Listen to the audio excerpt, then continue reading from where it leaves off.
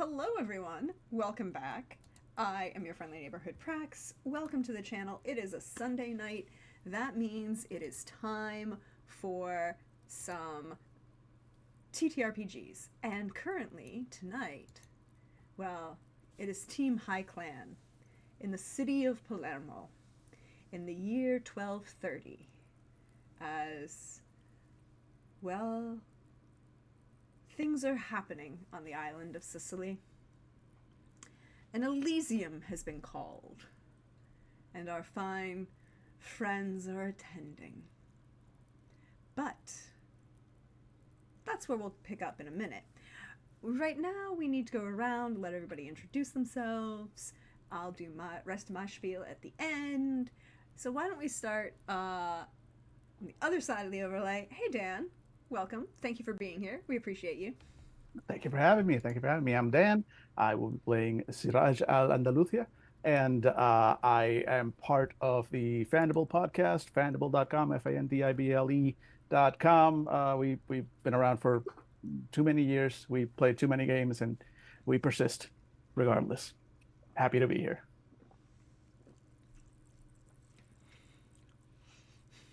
Happy to have you. We're glad to have you. Also, do check out the Fandible podcast. It's really great. They're really, really great people, and it's really great to listen to. I may have listened to that quite a bit at work this week when I worked all week. My condolences for the work and having to listen to us. No, it was actually entertaining. It was fun. Next up, hey Lynn, welcome back. Thank you for being here. Yeah, well, I would be here and see what sort of stuff happens at this event. I'm excited. But I'm Lynn Gremlin Art, Chive, and tonight I am playing Marzia Valoresa, Toreador here as well. So yes, fun things are gonna happen. Also, follow Lynn, follow all of Lynn's art, appreciate the beauty that is Lynn's art, and hire Lynn. Make more art. Yes, I'm gonna say that a lot. And last but certainly never least, hello Billy. Welcome back. Hello, glad to be back. I'm Bill of the Forest on the internet. I'll be playing Tybalt the Bastard of Clan Bruja. Right? Is it Bruja? Bruja? Bruja? It depends who you ask, but technically accepted as Bruja. Okay. Um, and I'm stoked to go to the Elysium. Tybalt is not. Tybalt wants to be left alone. And alas, we are here. And alas, we are, as the last time we met 2 weeks ago for this wonderful crew, I, your friendly neighborhood Prax, your storyteller for the day, introduced the joy that is these wonderful players, and they were all invited to a small, intimate gathering in the city of Palermo. Well, underneath one of the piazzas in the city of Palermo, as we are now joining the world, well, the underworld, shall we say, literally driving down into the darkness, stairs lowering through this very dark passageway, and at the bottom of the stairs being lifted back up and darkness descending upon all of the vampires who have, from the city of Palermo, who have come to this gathering.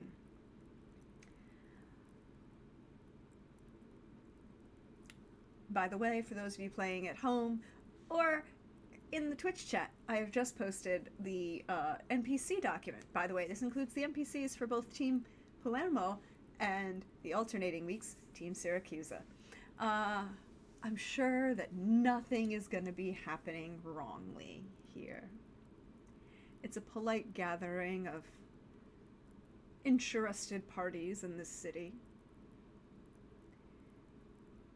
The invitation as you all knew, was written by, well, in the hand of Servatius, but not signed. No one individual had put forth their name to this invitation to Elysium. And as you descend into the darkness, as the stairs lift back up and close that underground passageway, a light flickers down the tunnel. This large, what's the word I'm looking for? In English. Domed? No, not domed. Vault? Vault. Arched. There we go. I would get there eventually. Perfectly spherical arch. And for those of you who would be paying attention, Roman in construction, not medieval, because it is actually perfectly spherical and not pointy.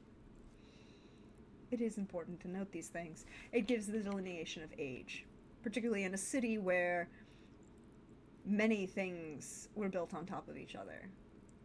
From Greek to Roman to Norman to Arab, and now Frederick, the Holy Roman Emperor, lays claim to this island as part of his empire.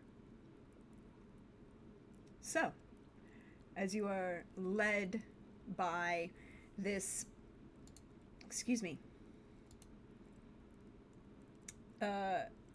very large, imposing, dignified, blonde in armor, although he is not carrying his weapon, because as we all know, this is technically an Elysium. He is wearing a surcoat, and it does have the clan heraldry for Clan Ventru stitched along the hem of the surcoat. Benaldine Veron is leading you forward, following these flickering sconces that kind of light as people approach, just one after the other. Siraj, Yeah. That's annoying. you have a certain advantage over everybody in this situation. Mm-hmm.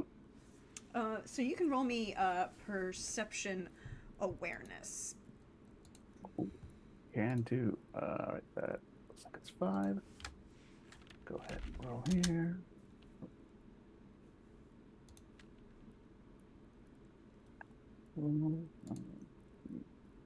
What the heck?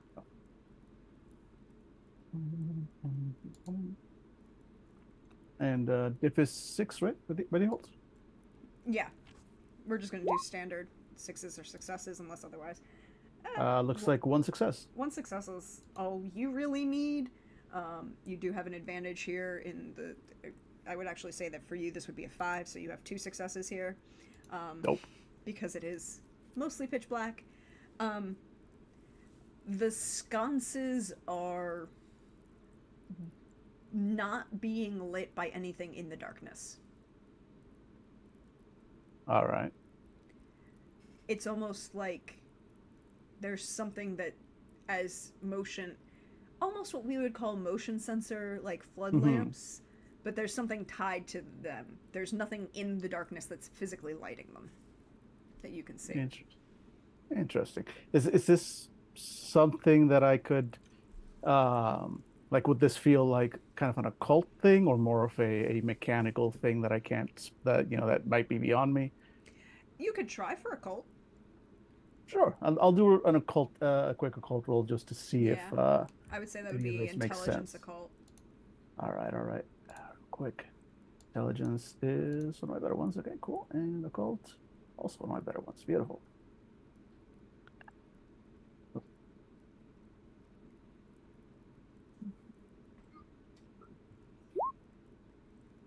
2 successes. 1 with success.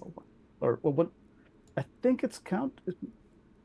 Yeah, oh, no, 9 and 7, and then the one took away. So, Yeah. oh yeah, right. No, you're right. You're right. Yeah, So one yeah. success. It didn't do the math wrong. I did the math. Yeah. No, it didn't do It the did math. the math wrong. Yeah, it didn't do the math right. It didn't take away the one. Yeah. Yeah, it didn't do the math wrong. It just didn't include the parameter of the negative, which is fine. Yep. Got it.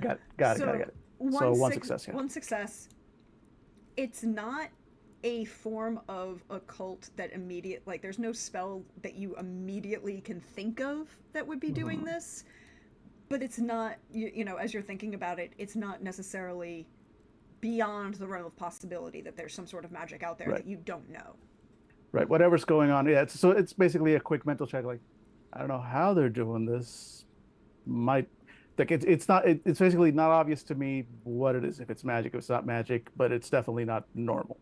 Yeah, it's definitely not normal, but more importantly, no one is physically in front of you in the darkness. Right. That is doing this, so that you Understood. are very, very calm. And there are again these other vampires who are around. Eduardo, the gentleman in the green turban, the very obvious Templar who is wearing his surcoat, but again, not carrying any blades, because technically this is an Elysium, and not carrying any weapons. And Servatius is bringing up the rear with, I believe Tybalt is the one who said he was going to enter last, right? No, Tybalt was going first? Mm-hmm. Tybalt is going first, and Siraj is last. I believe so. Yes. Yes, I flip-flopped that. That was me. But yes, so Servatius is pulling up the rear. Tybalt, you and, Bernardine is kind of like jockeying for who's in front. You don't have to roll for it. You start to hear the tinkling sound of water underground moving.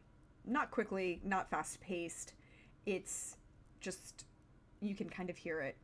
And the air cools significantly the further you move down this tunnel. And as you do so, you can feel like a moisture in the air, but not heavy humidity. And it is indeed cooler. Like, as we've established, even at midnight, it was 85, 90 degrees on the island. And this is like a temperature drop of like 10 degrees. It feels much more pleasant. As you have walked maybe 100 yards, 200 yards, it opens into a large, perfectly spherical dome with a channel of water across the far side. Probably at one point this was part of a Roman cistern system, but it also was probably part of their inspection points. So there's a large open space where the water kind of runs along one side, so that if it had flooded up, it would be contained in this large dome space. But there's enough, if you say that it's a perfectly spherical dome, and you could say that it's probably 40, 50 feet in diameter on all sides, and the aqueduct, for that's what it is, runs along maybe 10 feet away from the far side of the wall. So plenty of space to kind of spread out. Excuse me. There are a number of low, what we would call Roman camp chairs. They foldable with fabric and wood, kind of placed in various conversation groupings, but leaving a large central space that looks at this large aqueduct so that you can have people, leave a central space for conversation. There's a number of lights around. Candelabras have been brought. large furs, heavy fabrics, pillows. Somebody went to a lot of effort to make this space inviting. There also are like 4 or 5 ghouls who are standing around. And as the various vampires enter this space, are offering to provide refreshment if that is desired. And Marozia would recognize that a couple of them are the same ghouls that you saw while you were visiting Camillina Farana. So, whoever is here is part of this. But now you have this space. And it doesn't seem that anybody's, rushing at the moment. There's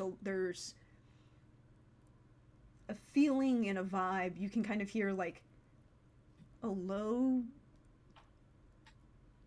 music coming from one of the, almost as if it's further down the aqueduct tunnel, and not the tunnel you came down, but the actual aqueduct itself.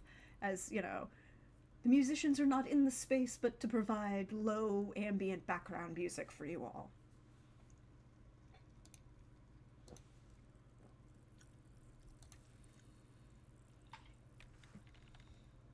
I mean, Siraj would basically, he's banking on the fact that, he presents the kind of figure that does not normally invite approach, all dressed in black, blindfolded, sort of quiet, very, very, unostentatious, even, especially given the clan he's from. Like, he's very much not the super stereotypical La Sombra. He did not walk in there. He did walk in there with his head held high, but not in that sort of imperious way. He's just like, he's very much actively trying to be set apart and aside. So he's actively putting out like I'm just here, don't talk to me vibes. Because that's kind of who he is. Like, again, his approach to all this has been like, he thought he was just passing through town and kind of ended up getting invited to an Elysium. It's like, well, it'd be really rude of me to not go. But otherwise, he's kind of approaching this as like, I'm not really part of this. I'll just be in the back if anybody needs anything, But I'm good back here. So, what are the rest of you doing?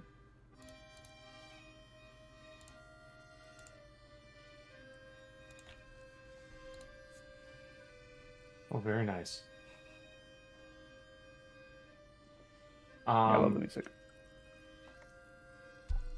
I think Tybalt, being the first one down there, will find there's no like predetermined seating assignments or whatever. There's just open seats. There are open seats. There are kind of, a couple of them are grouped in 2s and 3s to kind of encourage conversation, but they're not really assigned to anybody.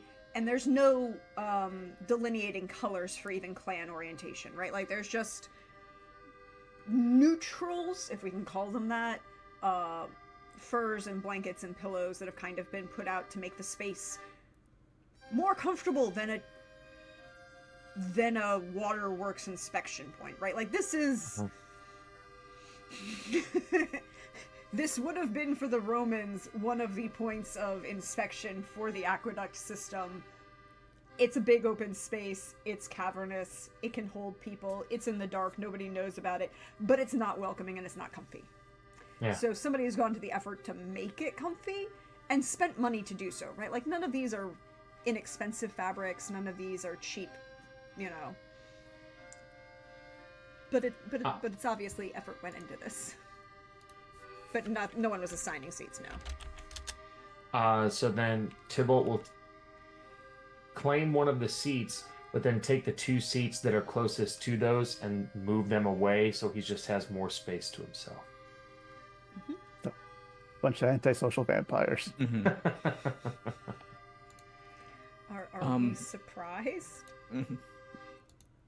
I think in normal circumstances, Marozia would kind of just kind of wander into like a group at this point, but the setting, circumstance, I think she needs a little bit of time to collect herself. So she's gonna kind of like hang in the back,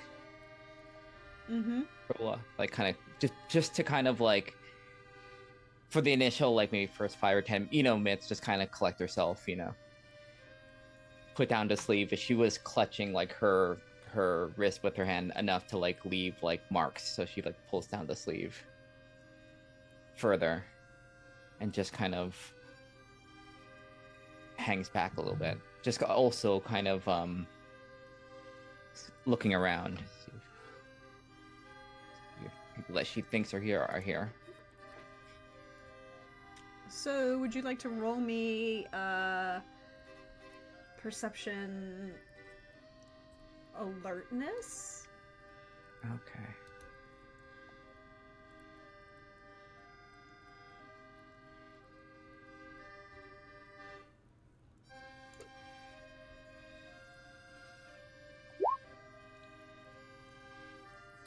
Nothing. No, yeah, nothing. Straight twos. Twos.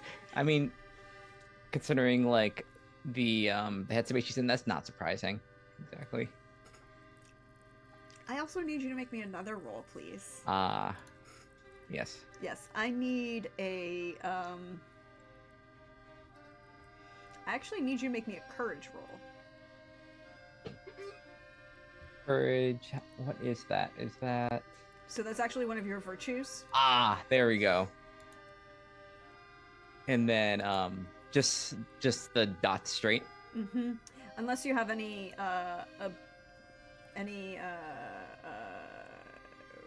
merits that would give you a bonus. Nah. Not here. None. But not a botch. Not a botch. Thankfully, I mean oh, not a botch, not here, please.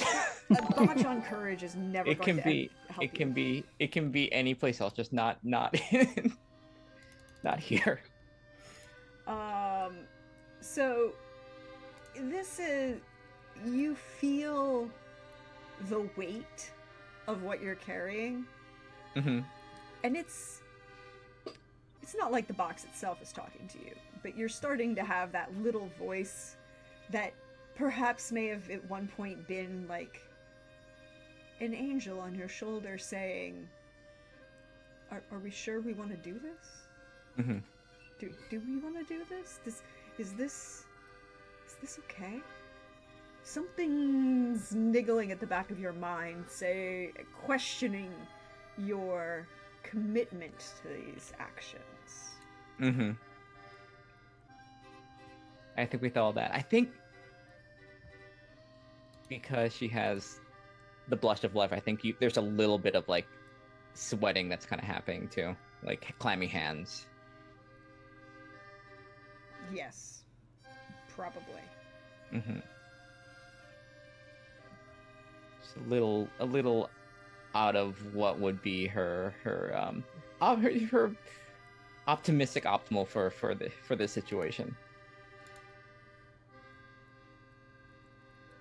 Yes. And as you do so, Siraj is kind of putting himself off. Yes. Tybalt is intentionally not engaging in conversation. Marozia is feeling a little discomforted, questioning. If I wasn't a vampire, I would probably use the excuse I'm under the weather, but I can't use that. Not right now. Mm-mm. Although you could always use the excuse, "Oh, I'm sorry, it's someone I ate." Mm. Why would I say? Why? But then, why would I admit I had something like not that upset me? You know. No, there's that. Yeah. Why would you admit that? That's a separate issue. But Yeah. I could say a lot of things. You could say a lot of things, but in this particular instance, as you're settling in, you can hear the conversations flowing. A number of the other vampires are kind of getting settled, and there is a flash and then a flare of lights. From all the lights kind of flare up at once and then dim at once. And the music kind of fades away into the background, right? It seems not that it's stopped, but that the sound is further away. And as the lights dim back, the flash fades and the dimness returns, a figure appears next to the water of the aqueduct. He's dressed in this very imbalanced look. Like, what he's wearing would be okay as like a house, is an inside, at leisure kind of robes and, someone who is turned in for the day and resting. But no, he's wearing this out into public. He's very long, dark hair, he definitely looks more Arab, perhaps even Moorish, but not quite. North African, maybe Berber. Bright orange robes with heavy black embroidery. And Siraj, the minute you see him, you know he is a member of Clan La Sombre. How into the politics is Siraj? Not terribly. He's always tried to focus more on the sort of the mystical side. He's tried to stay out of it, and I think his accident with the shadows has served to make him not well suited for most politics. In fact, I kind of forgot to ask this as we were coming in with those torches. Would Siraj's kind of curse have affected the lights around him, or would they? Because it's basically within a 6-foot radius of him. Like, flames will gutter and even go out if he stays long enough. As he was moving, probably not a huge disturbance, but I don't know how close he would have been walking. I mean, if maybe like somebody else. It's like a 10-foot wide passageway. Or so maybe they were far enough away, but also entirely possible that anybody else watching might have noticed, like, the lights, the torches dimming just a bit as he went by, but also he was keeping to the back. So and he was also keeping to the back, but it's also the question of, were the lights dimming because you walked by, or was it or part because of it this was other thing that was happening? You aren't sure, but it was interesting the fact that it was moving. Like because of the way that they weren't natural lights to begin with, they were something was happening. How much was your curse and how much it was other things involved, you're not 100% sure based on that earlier roll that you had. Yeah, but also good enough that because weird things were happening, it wouldn't necessarily immediately be on like, hey, what's happening around him specifically?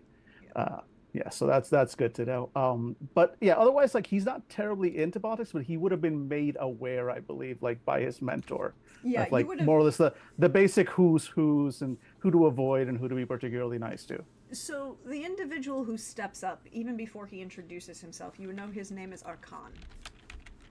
Oh. And I want to make sure I spell that correctly. I did not. That's not a surprise.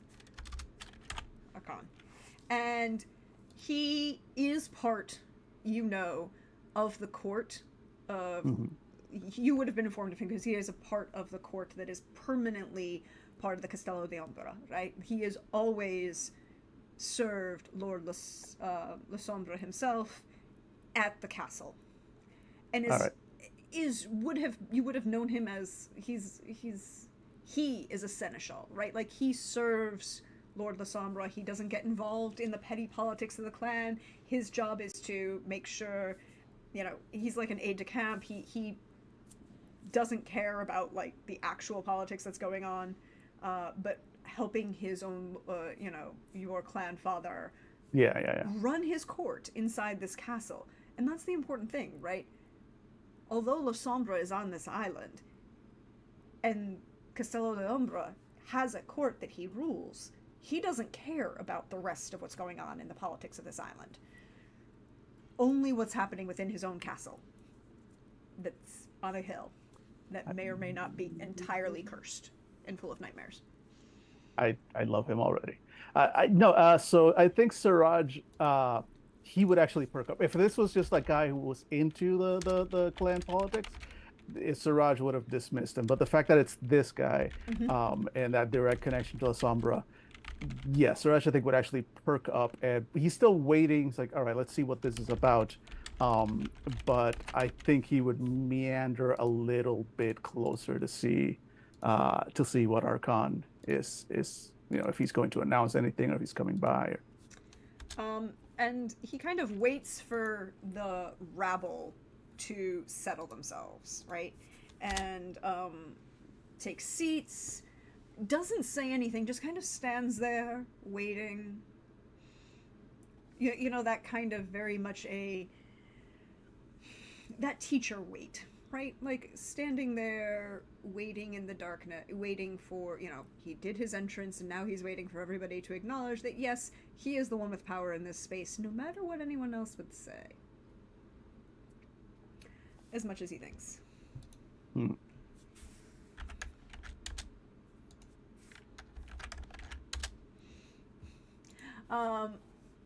And as he waits in a brief moment, and then in a soft voice that, without a roll, all three of you are fully aware he is taking advantage of the fine acoustics of this space and the perfect spherical nature of Roman construction to not have to raise his voice, to speak and be heard in this space.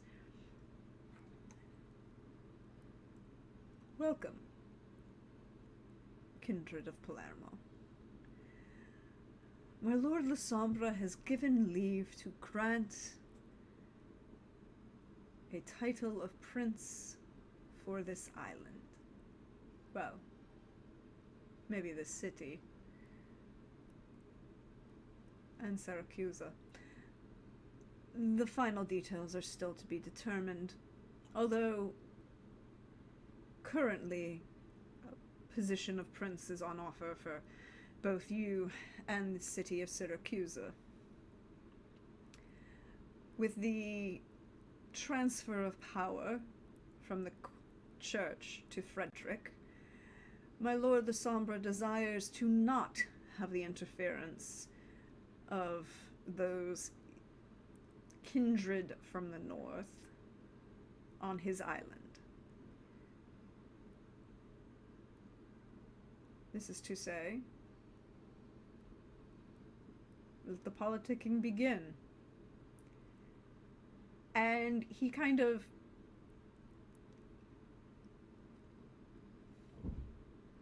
smiles in a way and steps back just enough that the shadows kind of coalesce around him, and just, that's it. He's said his piece, he's done. But he doesn't, Siraj would notice that he doesn't leave the space, right? Like he's around, but he's not getting involved in the politics.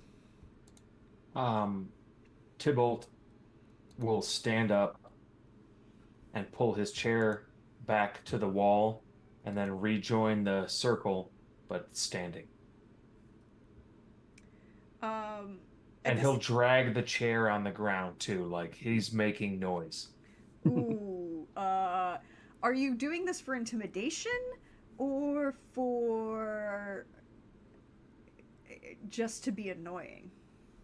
I think he wouldn't be offended if someone got intimidated by it. So I think that there is a measure of intimidation to it. So I feel like that's a charisma. Yeah. you're not using the intimidation to manipulate, you're just doing it to be intimidating. So that would be charisma intimidation. Okay, so that is okay, I see.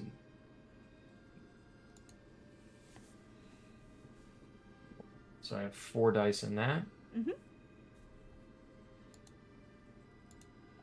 And the music is so fun. Hmm.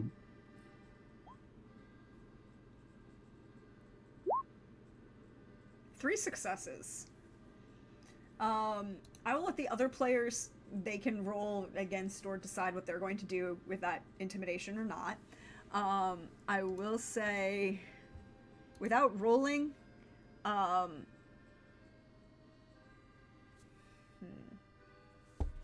actually, she would have to roll.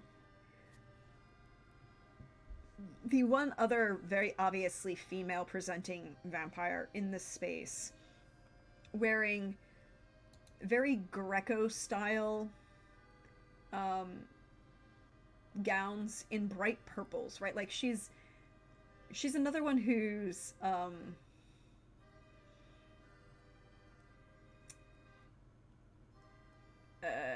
not wearing a lot of jewelry, but anyone who is aware knows that the clothes that she is wearing are very expensive, right? Like they're silks and linens in bright purple. They cost a lot, but she isn't wearing a lot of jewelry. Her hair is very sedately put up in a more matron style. She isn't wearing a veil or head covering, but she is wearing like a shawl over her shoulders. So it's restrained elegance. We in the modern day might say old money, right? Like this is not someone who needs to show off her wealth with armbands of gold, right? Like she could, but she's not. But she does need to roll.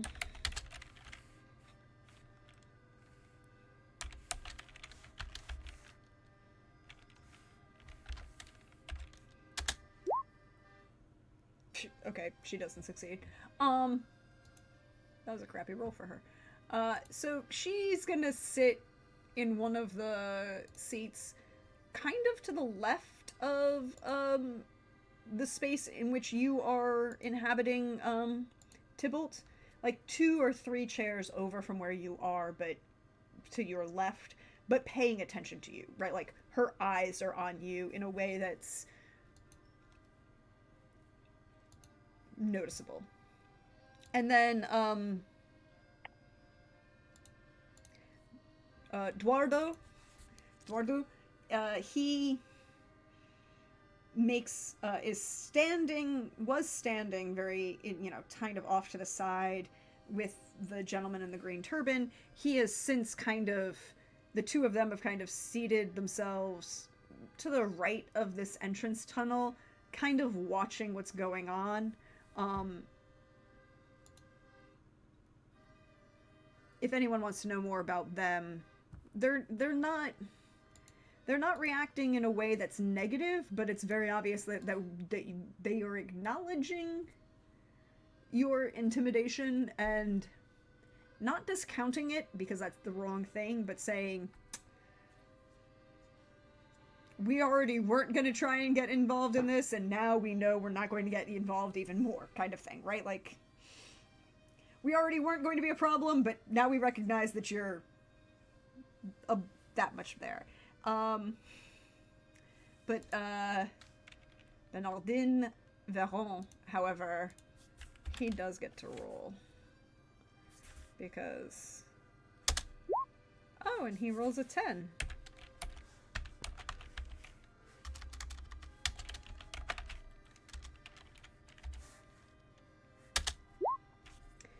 So he has 3 successes to your 3. So he kind of is making eye contact with you. He's wearing full armor. He's not wearing his spurs, and he's got the scabbard, but he's not wearing the sword in it because, Elysium. But he is making heavy eye contact with you to show that he is not intimidated and recognized game at the moment. Can Tybalt respond to that, to his gesture? Yeah, he hasn't said anything, but yeah.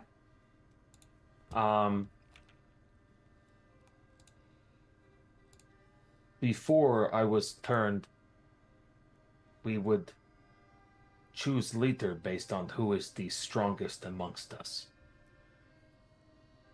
And if there was some in contention, then we would fight. Not to death, but we would fight. And the winner of that fight would get to rule and be Jarl. I don't see why today should be any different.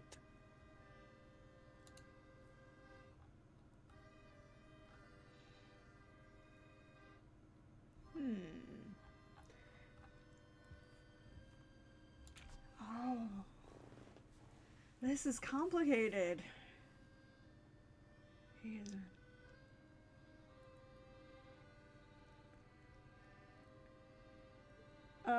The very obvious Templar nods along with what you're saying. He is not wearing any obvious clan insignia.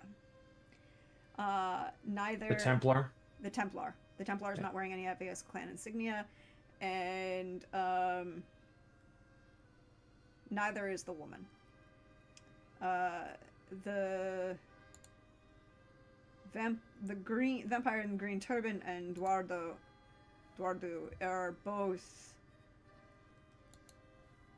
not wearing clan insignia, but more in a way that seems to be their own, you know. They aren't wearing clan heraldry, but it seems in a way that they don't think they have to. It's not an oversight or an intentional removal from them. It's just, they're like, what do you mean? The Templar, very obviously, is intentionally, you can tell, is not wearing any clan insignia. The woman is not either. Servatius, well, he doesn't have to wear a clan insignia. You can see it all over his face. The sunken swallow, loss of hair, scars. So the Templar is nodding in agreement. Bernardin is...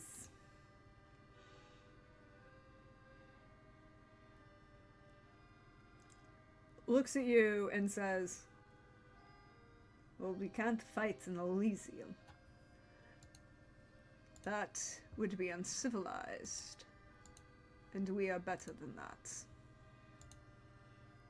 Besides, who's to say that we aren't going to have a better answer?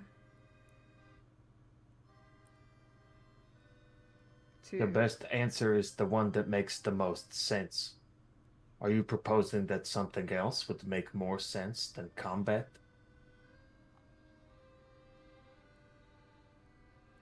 People trust leaders with strength.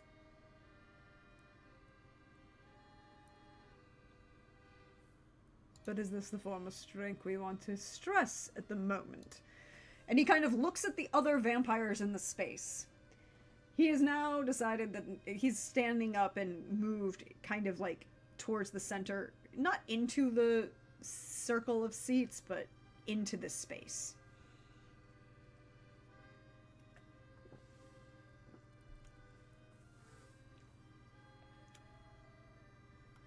So, Siraj or Marozia, are either of you intimidated by this Bruja proposing combat?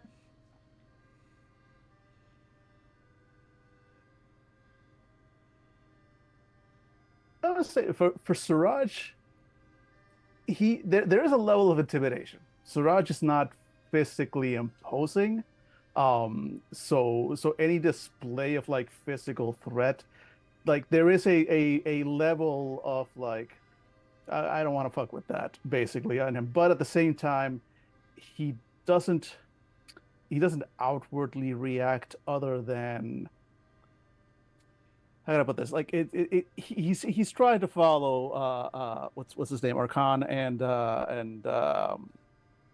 Duardu's sort of example of like noting like, okay, I see that, and also I don't want to fuck with that.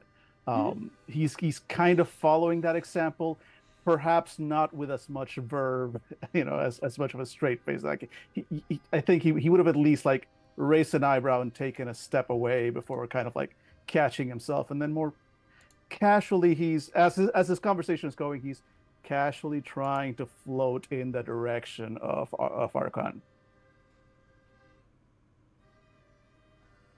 So I think I think this is a subterfuge instead of stealth. Yeah, because he's not trying to keep from being seen. I think he was trying to, you know, hide that he did react to that. Yeah, so yeah. you could So say manipulation or charisma would be. I would let you roll either in this case. All right, so manipulation plus Subterfuge. subterfuge. Got it.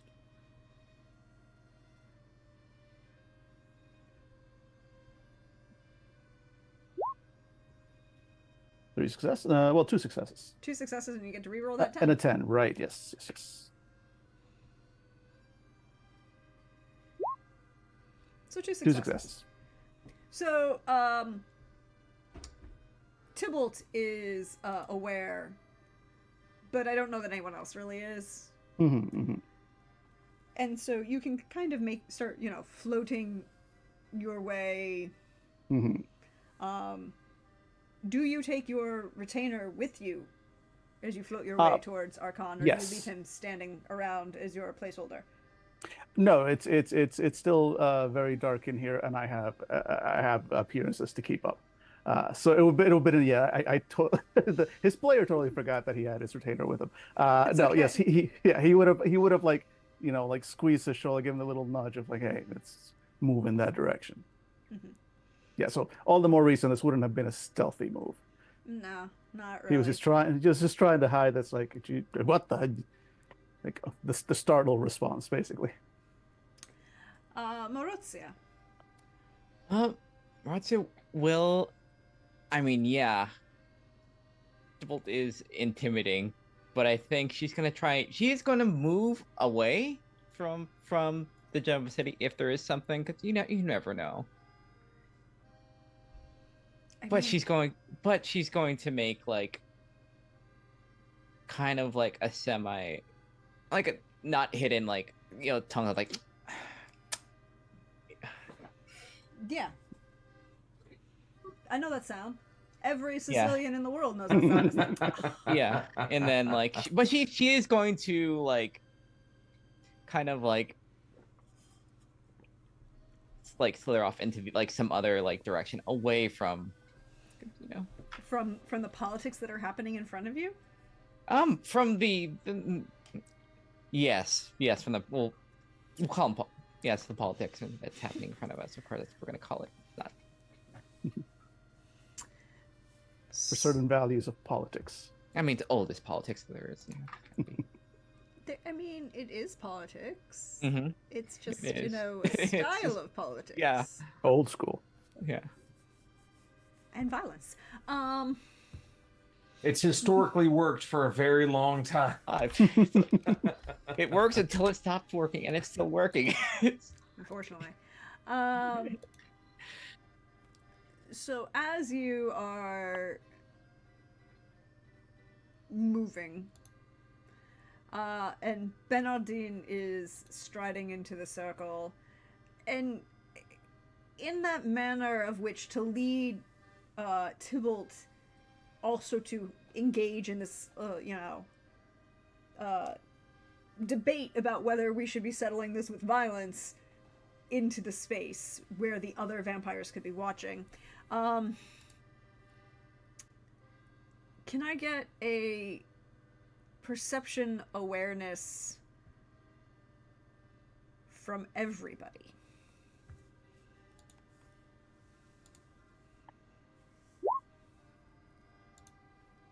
0 successes, turns out. Oh, no, wait, I will have a 10. Yep, you do get to reroll the 10. You might get lucky. Yeah, fingers crossed. Nope. Never mind. In fact, is that a botch actually? Well, no. No. No, because because the one- it was on the reroll. It was Yeah. on the reroll, and Yeah. the reroll I'm never counting as Yeah. because Bye. that just seems. It's me. Tybalt botched. Oh no! Oh no! Tybalt botched. First off, did we think that he was a very perceptive individual at any point? Nope. No. So I roll another d10 for the botch, or how does the No. botch work? So botches are like crit failures. Okay, neat. Because you can fail a roll. Well, technically, that's not a botch. Is it? No, it is. Roll. No Oh, success. no, it is. One, two, full yeah. botch. There's no success to offset that one. Sorry. Yeah. So, it is a crit. I was looking at that too and thought for a minute it was a 7. That was just me having dysgraphia moment. But in this instance, botches can be very bad. In this instance, because it's a perception, it means that you are unaware of what is going on. It's not the same thing. You are distracted. You are hyper-focused now on that Ventru that's standing in front of you and making an ass, at least in your perception, of you. Right? Like he is... There is a level of politics going on here because, Tybalt, you're not what most in current knights would call a bruja, right? You're older, of a more dignified lineage. You remember when those Romans were, well, your sire definitely remembered when those Romans were little upstarts, and the fall of Carthage and all that led to, and the division within your own clan. And now you have one of these Romans asshole clan members standing in front of you, and on top of that, he's a Frenchman. The worst. Yes. And he is thinking that he is equal to you in anything. But he is you are hyper focused on him. If there was something that was going to happen, you will not be aware of it, and so you will automatically fail another roll. In this case, that was the effect of the botch. So you don't know what's going on. Siraj also is unaware of what is happening, but he doesn't have a botch. Yeah, I'm just I'm focused on trying to get Archon Senpai to notice me. Technically you do. But No, you don't have a botch. You don't have a botch. You're fine. Yeah. It was the Yeah. reroll. The reroll was the one. yeah, exactly. I was like, yeah. But no, I'm focused on again trying to get Archon Senpai to notice me, but not hyper focus. Yep. However, Marozia, that is 4 successes. Which kind of makes sense, given that you were aware of certain things. And you already had this niggling in the back of your mind that maybe this wasn't the brightest idea. So you will get to make a roll in this instance. As you're kind of trying to pull yourself away from the drama that is unfolding between the jocks in front of you. The power maneuverable, a little bit more than jocks, right? Like they're not entirely uncivilized, but they're not into art or music or anything of value. But, that's going on. And so you have a role that you can make. And you have a choice. As you realize that box that you're carrying is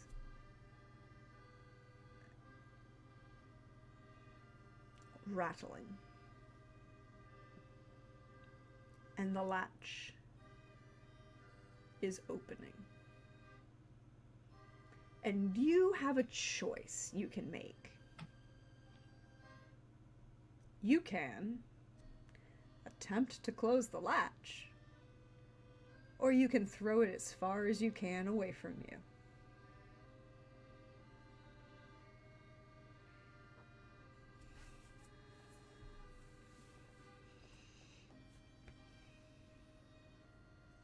Or I guess there is the third option where you can let it open while it's still on your person. Hmm.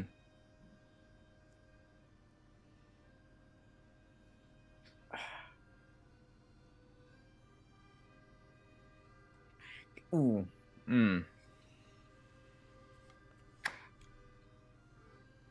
And this is how soon after the little like intimidation thing happened. I mean, they've probably gone back and forth a couple, they're...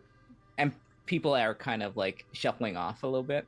No, most of people are focused on this. Like, the people who are shuffling off are Siraj and you. Everyone else is kind of focused on this debate happening in front of them. How many people are standing? A bunch? How many people are standing? People are mostly sitting in like this kind of semicircle around the two of them, right? Like it's, Yeah. There's the water moving along the far wall Yeah. of the aqueduct, and they're kind of is like this semicircle of seating that's Tybalt moved his chair. He's now standing kind of into the center of the circle. Benardin is moved mostly into the center, but they're kind of like leaving a space in between the two of them, I'm assuming, to kind of have this debate about whether or not we're going to settle this with violence. And, this is probably like a couple minutes later. They've engaged in some language. And it's rattling. Oh, what do I do with this? You have like seconds.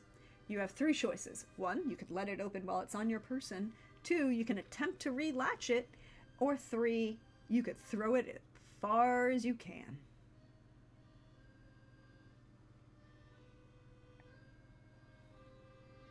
It's too early. I'm going to try and relatch it. I need you to roll me a strength occult. Oh boy. Well, That's an unusual roll. That's an okay roll. That's not the worst roll. It's not the worst. It's a good chance. It's a chance. 2 successes. 2 successes. Yeah. You can have your hand on this latch and are holding it closed, but you know that it's not going to hold for very long. Yeah. It's not relocked, but it's currently closed. Mm-hmm. And what do I see? What kind of like have an idea what set it off, or did it just start doing this? That would be a wits occult, probably. Wits occult. Okay. All right. What's occult?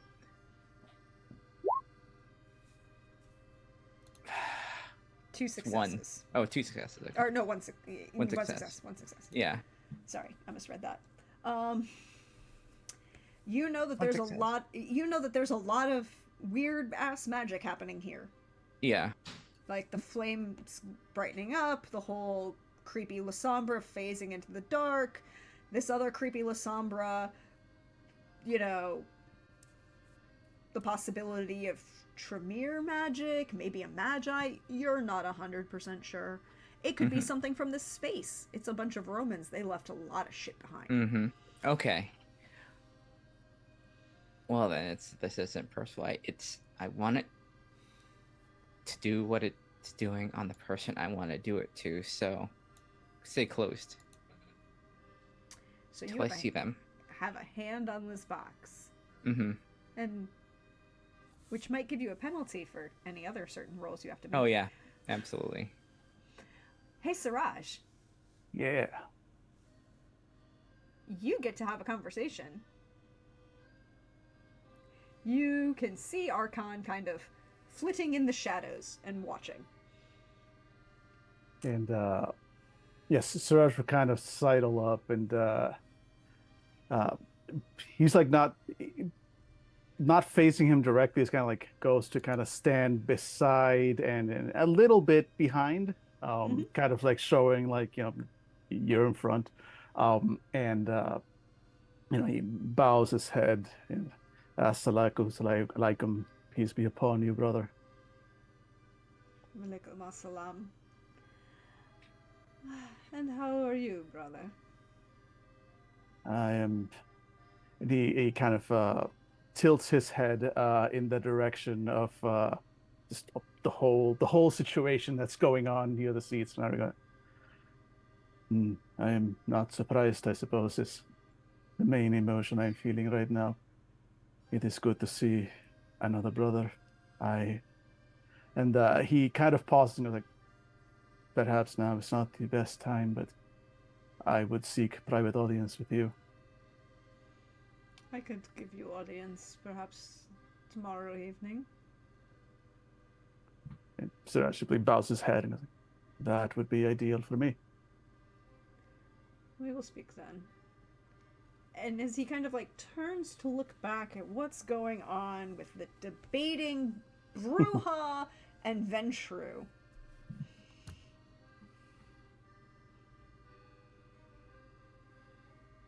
Tybalt doesn't think this is a debate.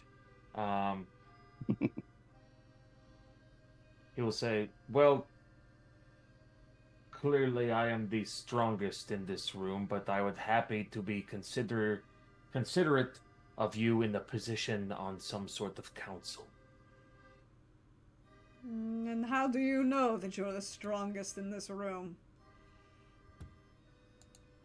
Because I see everyone in this room.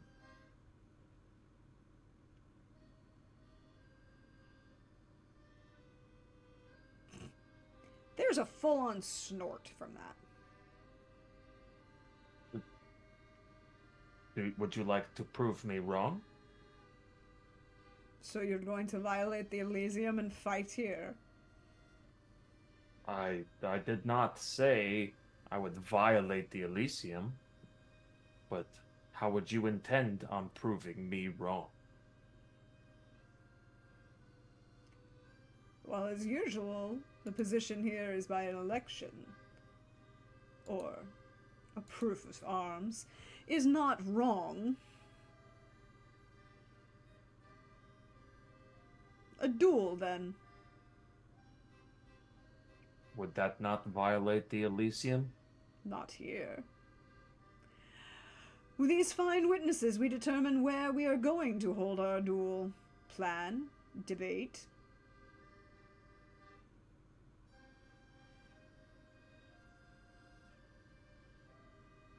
What say the rest of you?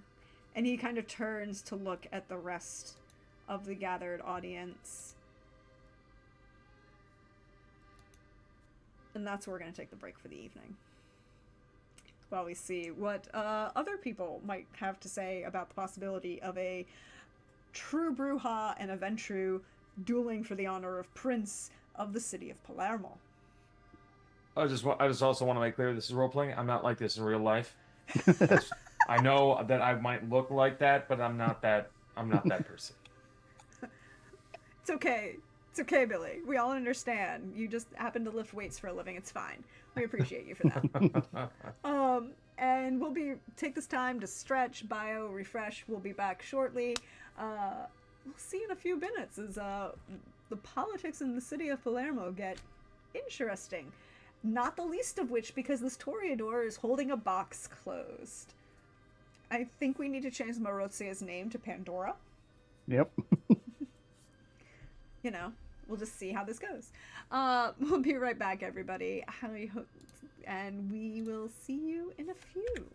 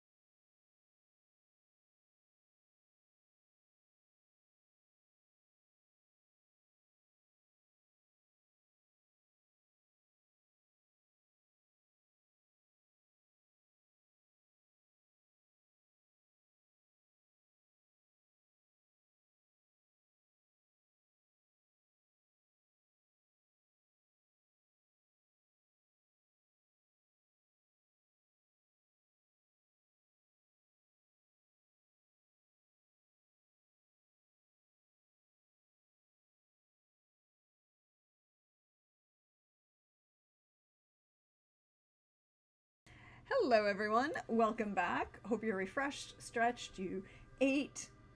I don't really care who you ate. That's your own personal vampire choices. But we left off with an offer for a duel to choose the prince of the city of Palermo. And the question was, I believe, as certain people are off to the side staring at this possible event,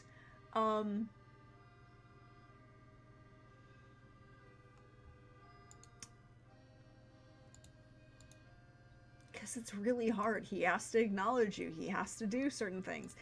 The Templar stands up. And in very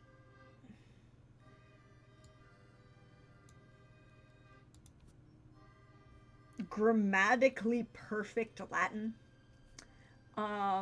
says, a duel has been called.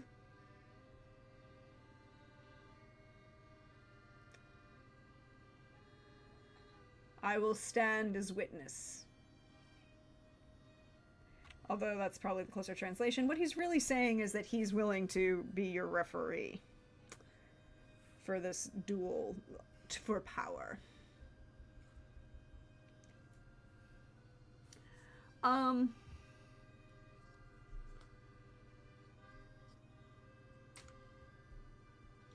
Bernardin will nod at that. It's like, okay. And you, Tybalt, as Bernardin turns to you, do you accept this holy night as witness and adjudicator? I do.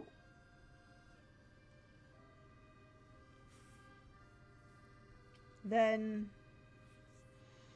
tomorrow night, where? Outside the city, where would you wish to hold this duel?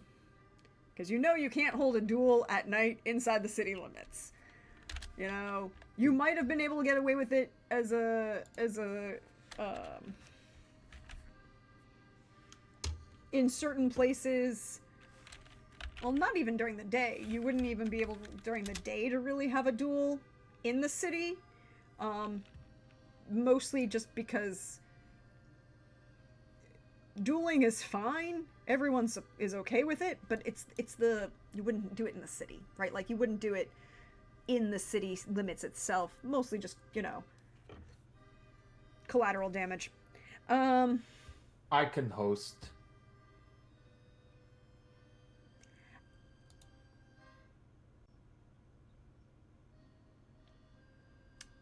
There is a pause that isn't... It's a pause of consideration, right? Like, and it's not a negative per se, because he's not saying that you know, there's nothing to say that he is challenging in your honor about this would being, you know, you would be setting up a trap or anything like that. There's nothing in Bernardin that's giving that impression. It's more about a pause of his thinking through the logistics if this is the right choice. And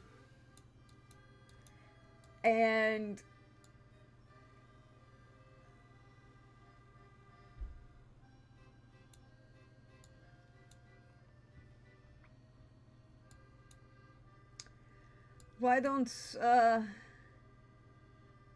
and the Templar will stand and say, not really wrong, Sir Tybalt, And he pauses on sir, not as in a sense as an insult, but more of a sense of he's trying to gauge if this is the proper title to be using for you, right? Like this Templar definitely seems very bound by hierarchy and order, and he's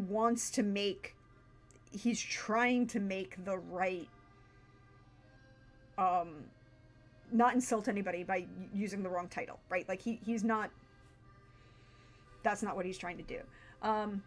Perhaps the temple to Vesta in front of your grounds, with the deity herself providing, it is said that no one could cheat, and that all that are performed, all choices and acts of valor in front of her temple are seen as just. Do you accept?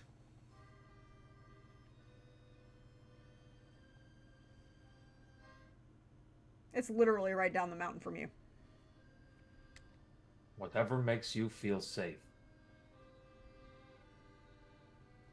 And then the Templar will nod and goes, then we have a duel for the title of Prince of this city. 24 hours from now. At the site of the Tempio de Vesta de Villamonte, on the northeast of the city. All who care to come are witness.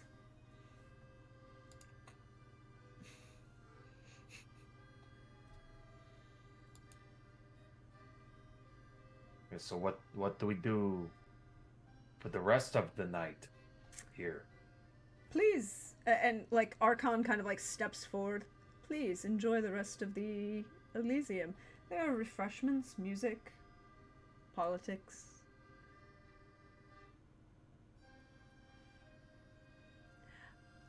Hey, Marozia. Mm-hmm. I need you to roll me another strength occult. Oh, dear God.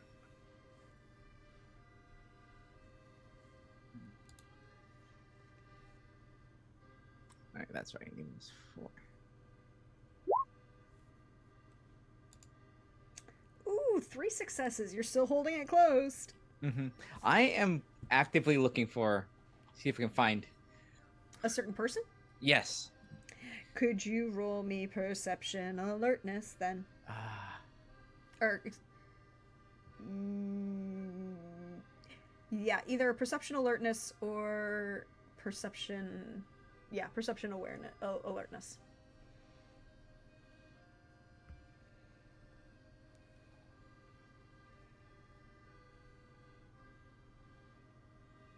There's nothing that we can use, so there's not like You can always use your you can use willpower to get an automatic success. Mm-hmm. You get willpower back at the beginning of every session.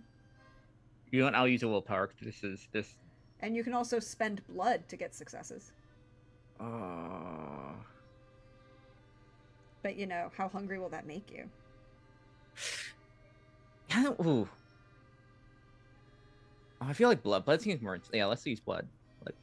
Okay, so how are you? What are you using your blood pool for? Because there are different skills that you would need to do this with, to use your blood pool. Not the right book. Oh, it is what I wanted. All right.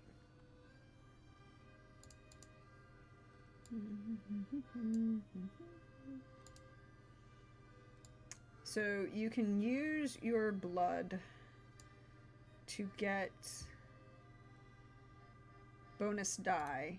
It's not a straight success, as opposed to Mm-hmm. okay. And depending on what your skills are,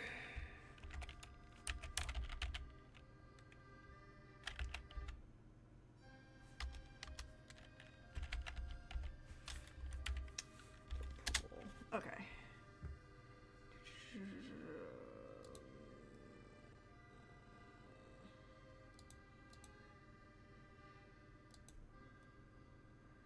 Okay.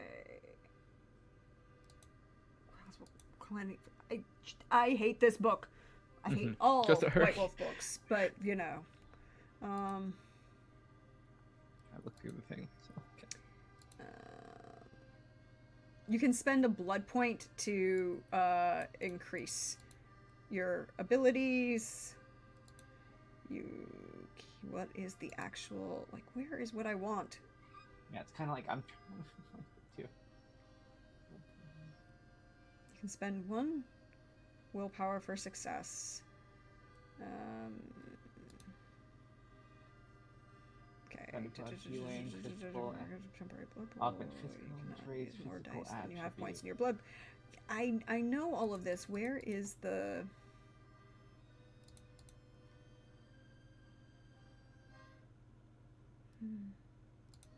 What is the spend system? Like, I'm trying to make sure I do it for the right rules for this edition. you know, you're playing a White Wolf game when you can't find what you're looking for. Exactly. It's the question of mostly you can spend it. You have like a disciplines are really where you spend your blood pool. Mm-hmm. So do you have a discipline that would help in this case? No. Aspects and presence are not. I don't have. Wait.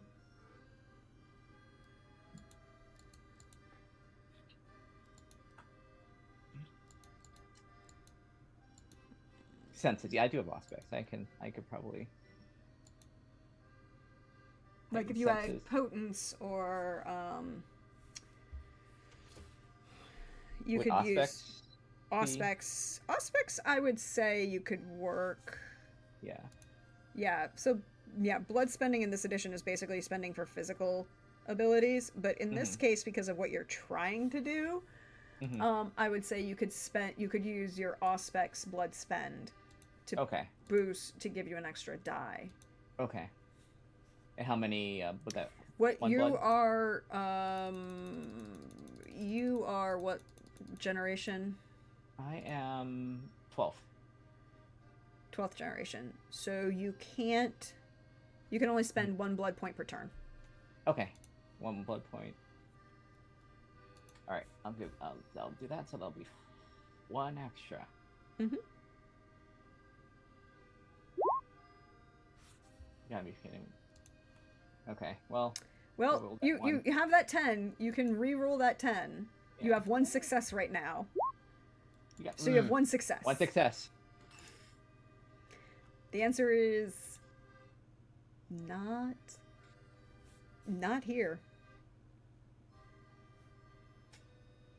And there's no sign of anything that seems like he's anywhere near here.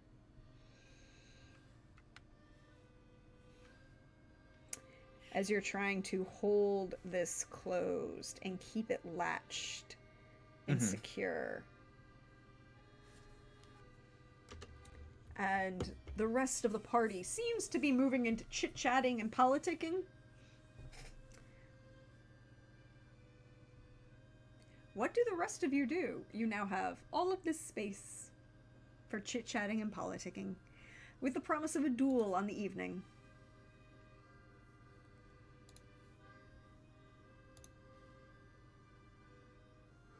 Suraj, I think the only thing he would really, because he got what he wanted out of this. He's been paying no attention to boxes or duels since. Although now that there is going to be a duel, as soon as he heard that there was a duel tomorrow, I think he had been in the process of kind of turning away and moving away from Arcana. And then as soon as he hears that it's going to be tomorrow, he stops, nudges his retainer again to kind of sidle up to Arcana. My apologies, brother, but should I seek you out before or after the duel? We could attend together and then have our conversation after. Feels like it would be pleasant entertainment. There's a solid 3-second pause from Siraj. May Allah will it so, brother. And then with that, he steps and starts stepping away. And we're not locked down here, right? Oh no, it's entirely open. It is. We are currently that's it. We're off to the official social.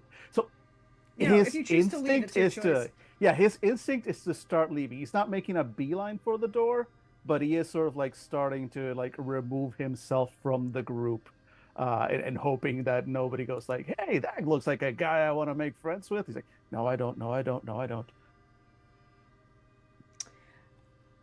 But out of character, I'm very much giving like Yeah. like please do intercept me. But he's moving towards the door.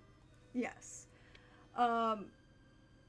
So what is Tybalt going to do now that you are going to have a duel? Not to the death, of course. Undeath. I mean, but if death happens, yeah, it happens. I don't, if there's no more business to be had, I imagine that unless he's stopped, he's going to to leave. So Siraj is making to the door, Tybalt is making for the door, Marozia is looking around and holding a box. I need to make a roll as people start making their way for the door.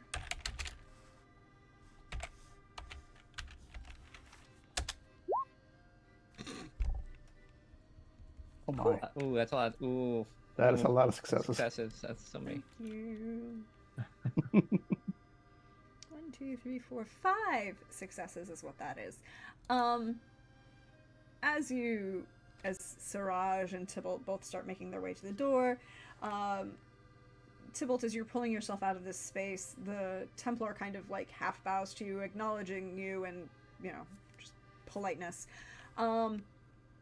The two,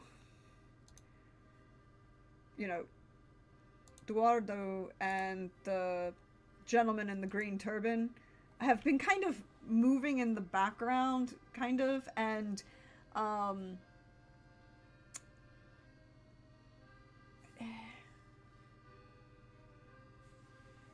have moved over to Servatius, and the three of them have kind of started moving towards intercepting you, Tybalt, in a way that's they want to engage you in a conversation. They're not trying to stop you from leaving, but they do have, are approaching you in a professional manner, but not trying to get in your way if you truly choose to leave.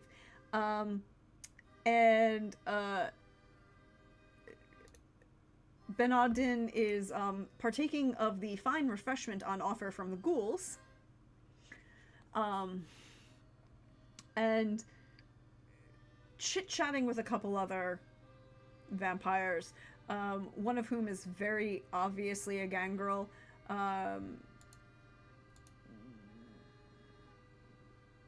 Seated kind of to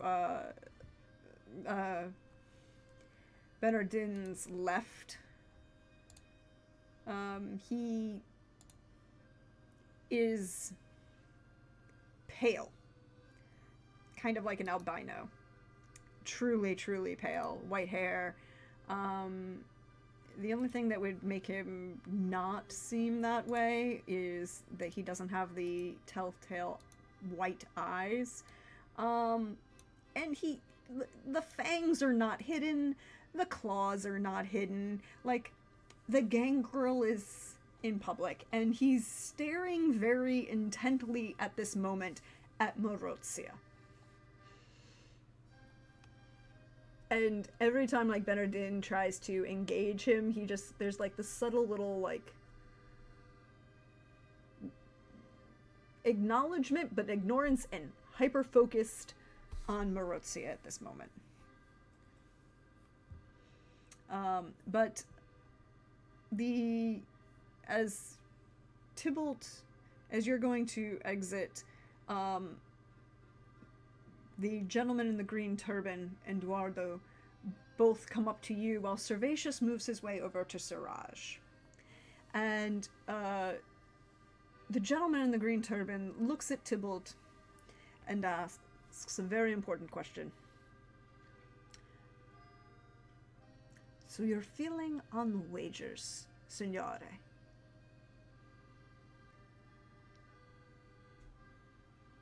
Are you You're looking to make a profit off of this duel? Not necessarily, but this is never a bad thing to have. But that wasn't actually my point. I wasn't actually thinking about wagering on the duel. That will happen or it won't. That will be determined or it won't. I was thinking more of a more subtle engagement. Go on. There has been a certain rise in behaviors. And my friend, and he kind of gestures toward Eduardo, who nods to you politely, but again, he doesn't speak. And I have noticed a larger number of individuals have been avoiding your particular location for a while. However, there's been a slight uptick recently. I was feeling we could do some mutual business. What kind of business do you want to do?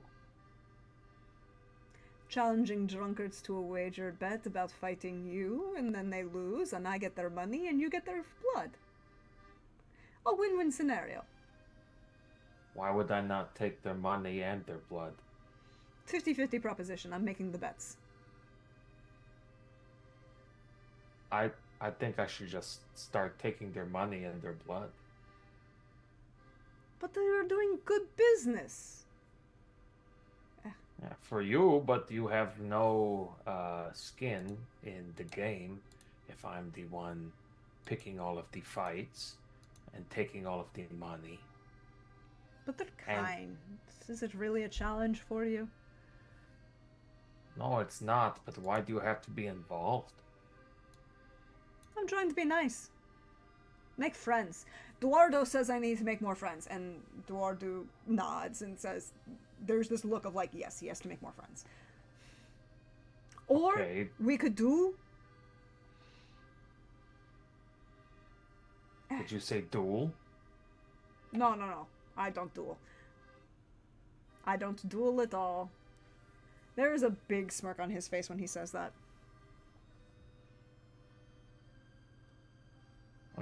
Okay, I can...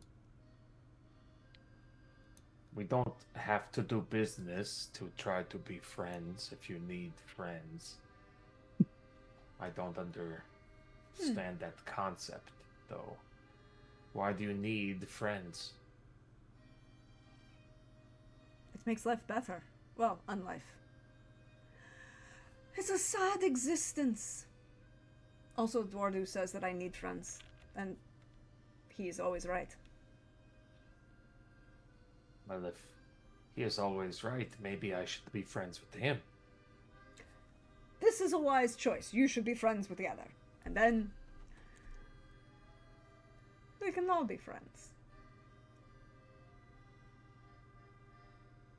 What a strange conversation this is. Is it?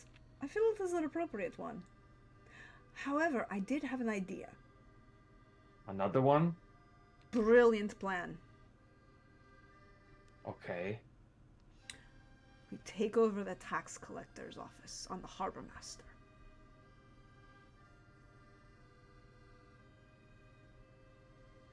Oh. Can we do that at nighttime? Well, we're going to become prince, so obviously, of course, we need to begin positioning ourselves in positions of power amongst the kind. And, you know, harbor master, tax collectors. Do you know any priests? They're all No. stringy and, you know, overly righteous. I'm not a big fan.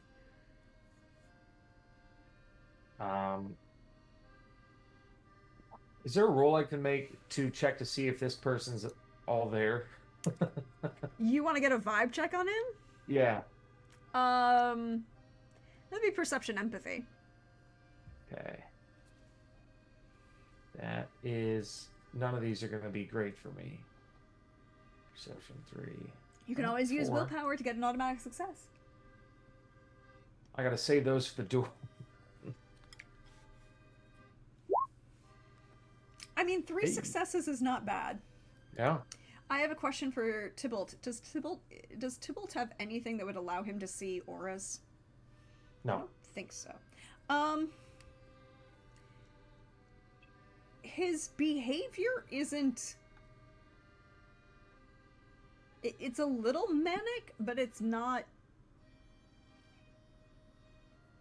shall we say, in any way seeming to be mentally impaired in some manner. Yeah. There's a lot going on that he's obviously not saying, and there is a behavior, like, you get the sense that is honest in acknowledging your power, but there's also like this subtle hint of testing you, not in a negative way, but just seeing what your responses are, right? Like, Yep. trying to get a vibe check on you. Gotcha. Yep. Okay.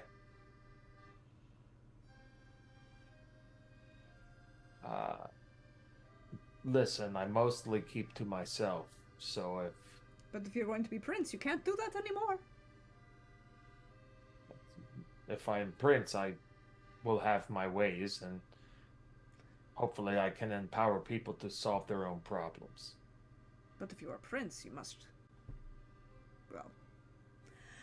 Power is always fleeting, but at the same time it is tasty. We'll have to work on it. We also have to find you a better wardrobe. No. Yes, you need to be... We can't have you... Yes. And he kind of just, like, pats your chest. Is like, I'm just going to the tailor. Look. I'm in my head right now. I just have that one scene from Beauty and the Beast. Yes, it's like, no, we cannot. This is not how we're going to present the Prince of Palermo. You need to be... Look, we don't want you to look like the pigeon and the peacock. And he kind of, like, gestures to Bernardin, who is, at this point, being, like, with the other vampires that are in that semicircle, kind of still politicking, right? Like, he's politicking for support. There is going to be a duel. You have acknowledged that the duel will happen, but he's still a Ventrue, so he's still playing politics, right? He's still wanting to gauge as much power. You can't be like the peacock, but we do need to make you look a little better. It's okay. It is okay. I am here. I will help you with this. Eduardo, come. We need to get the tailor and the seamstress. God, you're tall. We'll work with it. What do you think of orange? I don't like it. I don't think it would I would think it would clash too much. We need something brighter. We'll figure We it out. don't. No, We no, don't. we It do. turns out that we don't need that. I don't need that. And I appreciate your support, assuming that but this is a duel. It could still go either way. I'm confident in my abilities, but maybe start licking my boots after I win. I don't lick anyone's boots. There's usually too much shit involved. It can poison you. Don't do that. It's not good. Also, don't lick asses. That's not a good way to go either. But you're going to win this duel, because that will fuck up all of business. Have yourself a... We'll be back. We'll see you tomorrow night after you win, with an appropriate outfit. Something that says powerful scholar, not... And that we don't...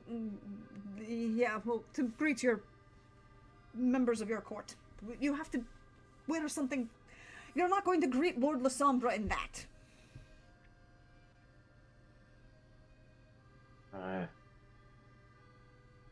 Tell me you're not going to greet Lord Lasombra in that. I value authenticity. I find it hard to be authentic, covered in finery. We can work for the middle ground. You don't have to be finery, but something presentable and not smelly.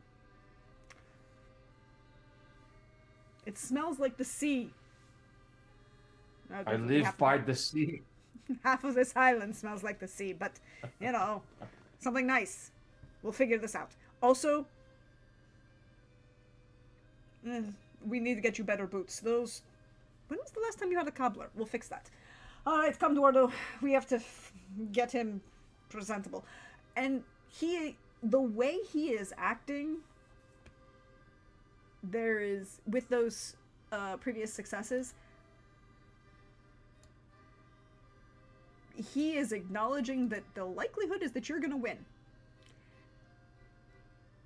When you said that you could still lose because it is a duel and there's possibility, you're confident in yourself, but there's still the possibility of someone being physically better, he didn't acknowledge that at all. In a way that seemed like he knew something you didn't.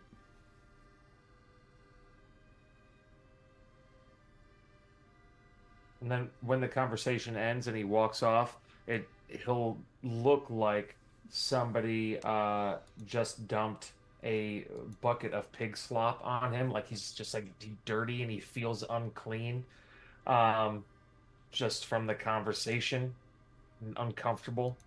And before he'll leave, he'll like try to look at the room and kind of gauge. Now that he's like made his move, he's going to gauge the remaining characters in the room. Okay, we'll come back to that in a second. Siraj. Mm-hmm. Servatius has moved up to you in a way that he is approached and acknowledges your retainer. Yes. In the appropriate manner, like, right, like this is your seeing eye dog retainer, you know. Yeah.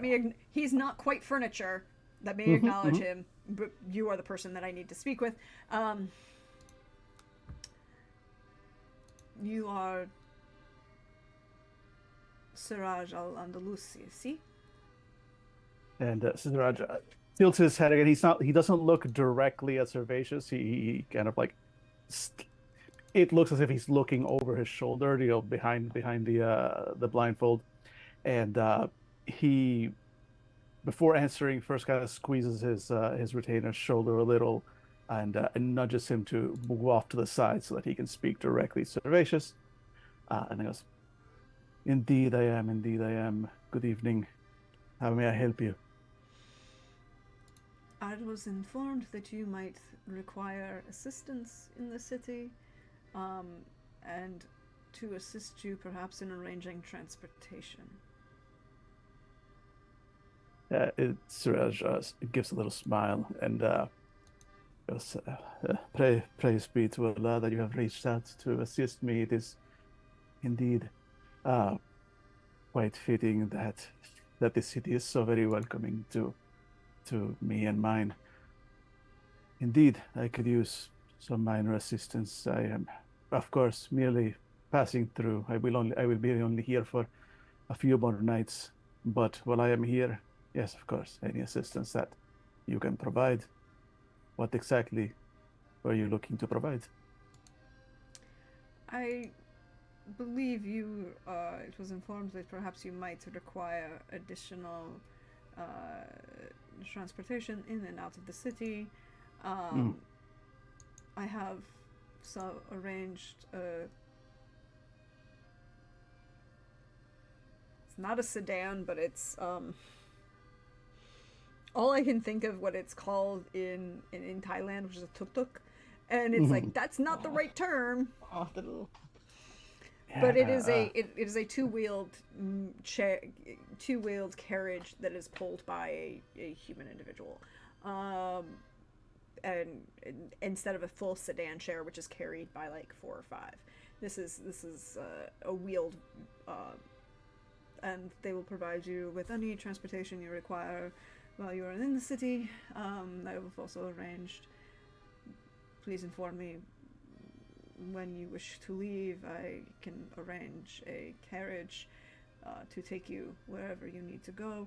Also, there are, I believe, some things that need to be delivered. And at that, Siraj pauses. Things? What things are these? And he kind of looks, Servatius looks slightly back over your shoulder where Archon had been, where Siraj can still see him, but no one else really can. Thank you, Tenebration.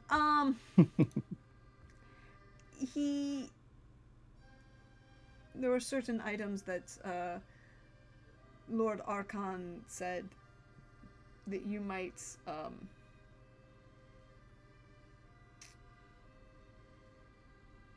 deliver to his lordship. And I believe I understand. Very well. I will allow you to place the items, and I will gladly accept the transportation and the assistance when the time comes.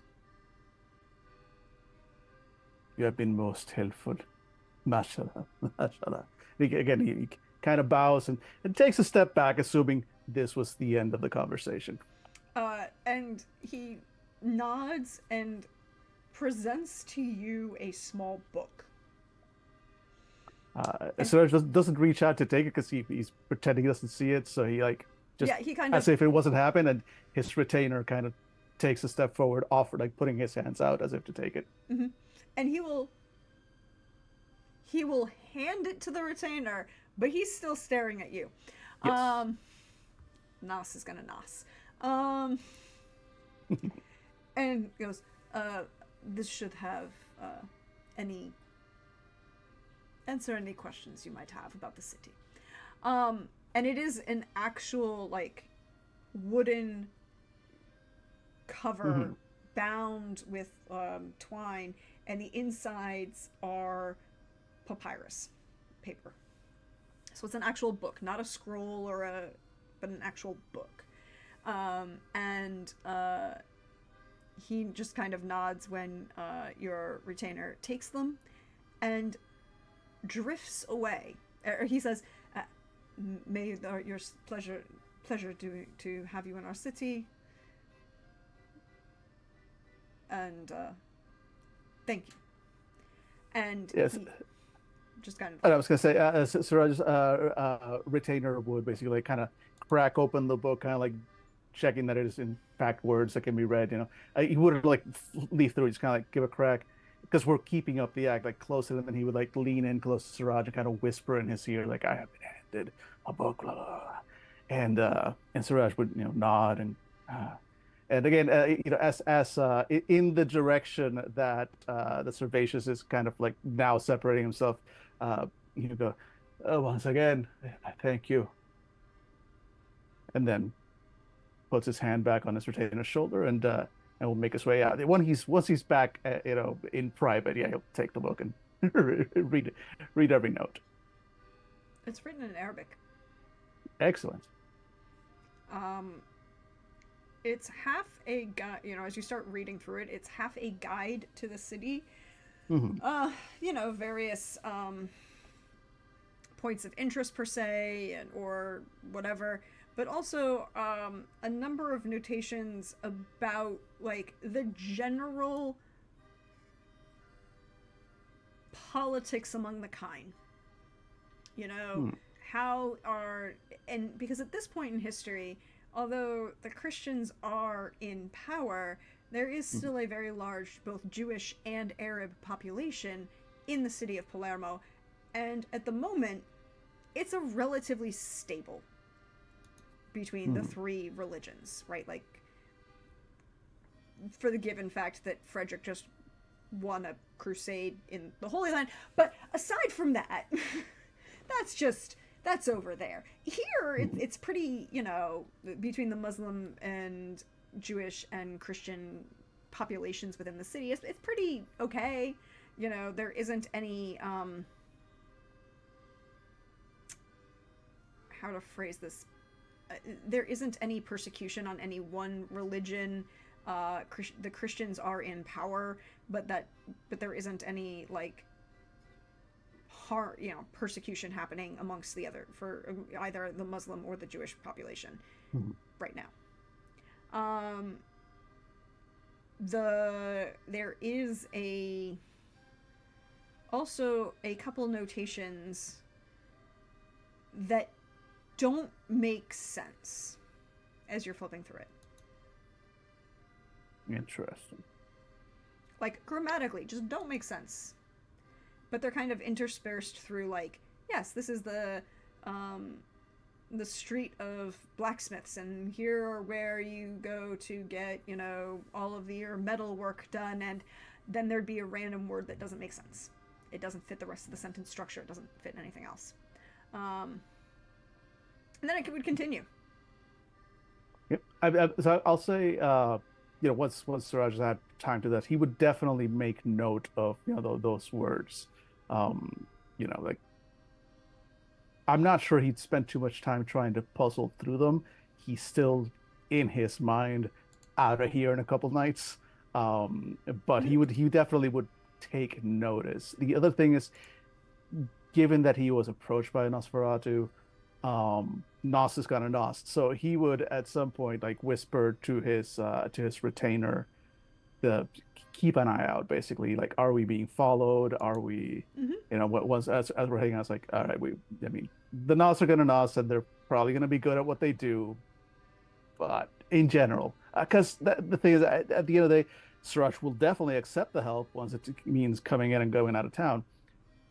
But he's going to do his best as possible to complete his own businesses without, you know, without really depending on this. He's not going to be reporting every time he leaves his apartment, you know. So he's on alert. Like, does this mean I'm being monitored? He does. Let's see if I can confirm that. Yep. Right. Marozia, you're looking for someone. Yeah. You can roll me perception awareness.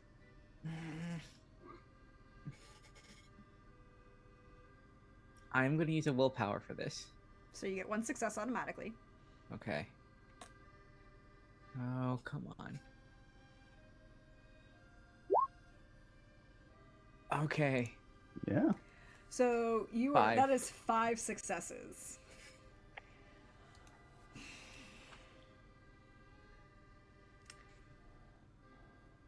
There is that individual that you are looking for is not at this gathering. Is he here? But the only place you haven't checked is where that music is coming from. You know that there is somebody physically playing music just down the tunnel, down the aqueduct itself. Oh, okay. Of course that would be make it easy. No, he wouldn't make it easy. He's not about making anything easy. And he knows about certain issues. So if he doesn't want to be near you.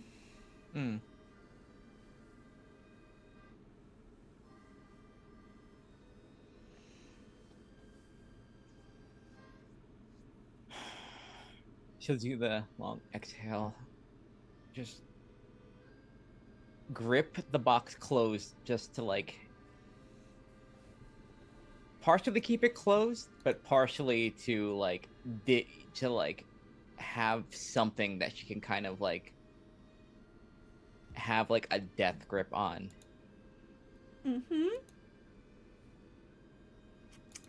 I need you to roll me a self-control and a courage. Self-control and a courage. Are those separate things? No, roll them together. Courage, self-control. Okay. Okay, at least. Oh, okay, please. Because, you know, things. 1 success.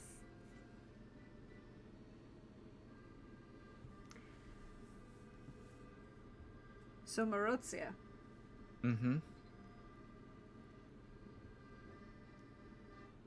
You don't think you can go find him where he currently is, right? Because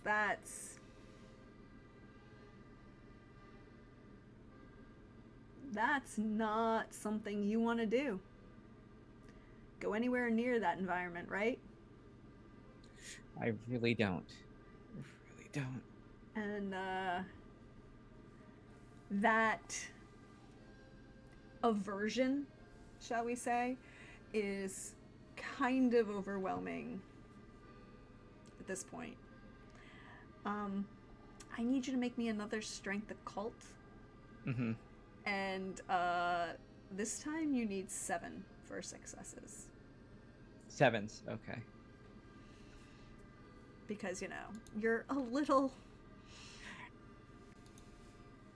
upset. Yeah. Right now, it's like what she looks like. I would like. She is like yards away from it, I think, at this point, and it's just kind of gets close and just kind of like winces and kind of curls up a little bit, and just kind of like hunches in on herself as she gets close, but she's like looking in that direction. And strength and occult. Mm-hmm. All right, strength and occult. 2 successes, 3 successes. 2 No, successes. 2 successes. 2 successes. You haven't lost control of the box yet, but it's getting harder to hold, and you know that you can't get any closer. You could try to throw it. Ooh.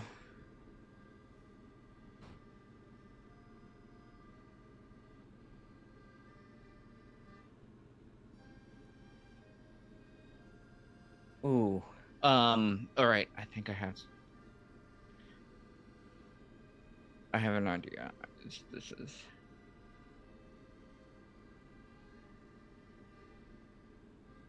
Tybalt hasn't left yet, has he?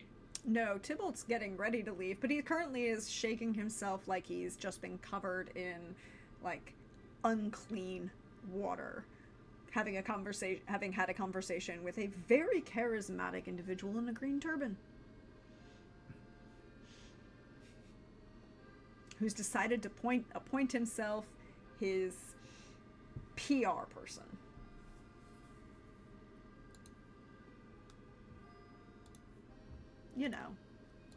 For reasons.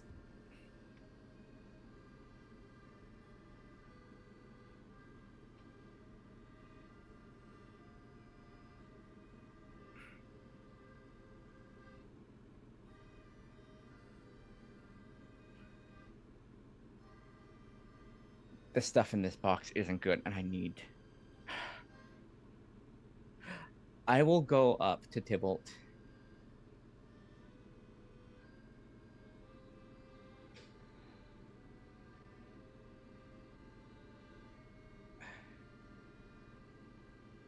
So you walk back and you walk up to Tybalt.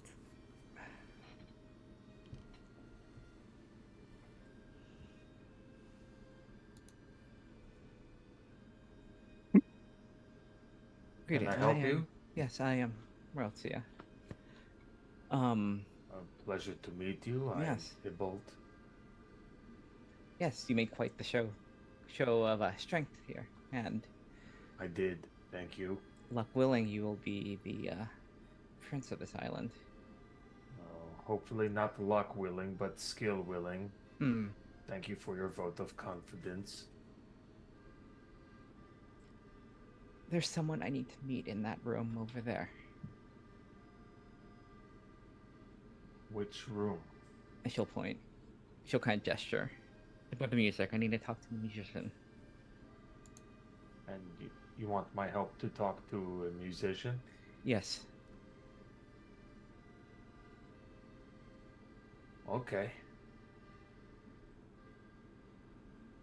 And then which musician do you need help talking to? I just need to get to the room. Do you want me to carry you?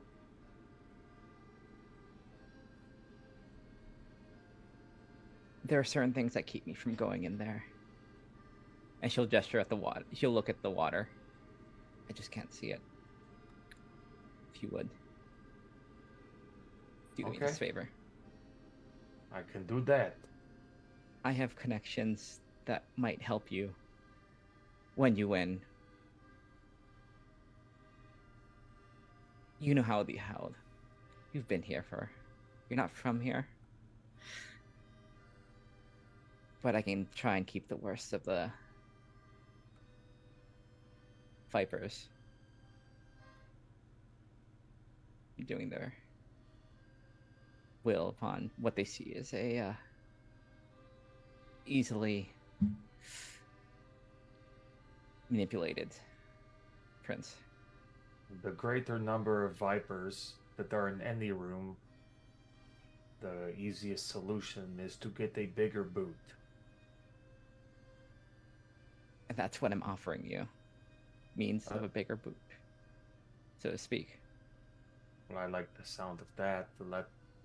Let's get into that room. How do you physically cannot go? Do you want? She'll kind of gesture like yes. Okay, so it won't. I can bring you in, and it's not going to. Shouldn't. Yes. All right, let's go. He'll grab you by the hand and stride. He's got big legs, so that's fast. Mm-hmm. And just like walk into that room.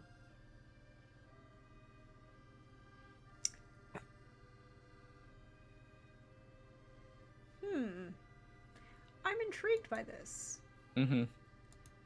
It's not going to be pleasant, I can tell you. No, it's not. No, it's not. But you're still holding something, so I need you to make me another courage self-control. Yeah. Because I need to make sure that, you don't lose control. Can I? Oh, okay.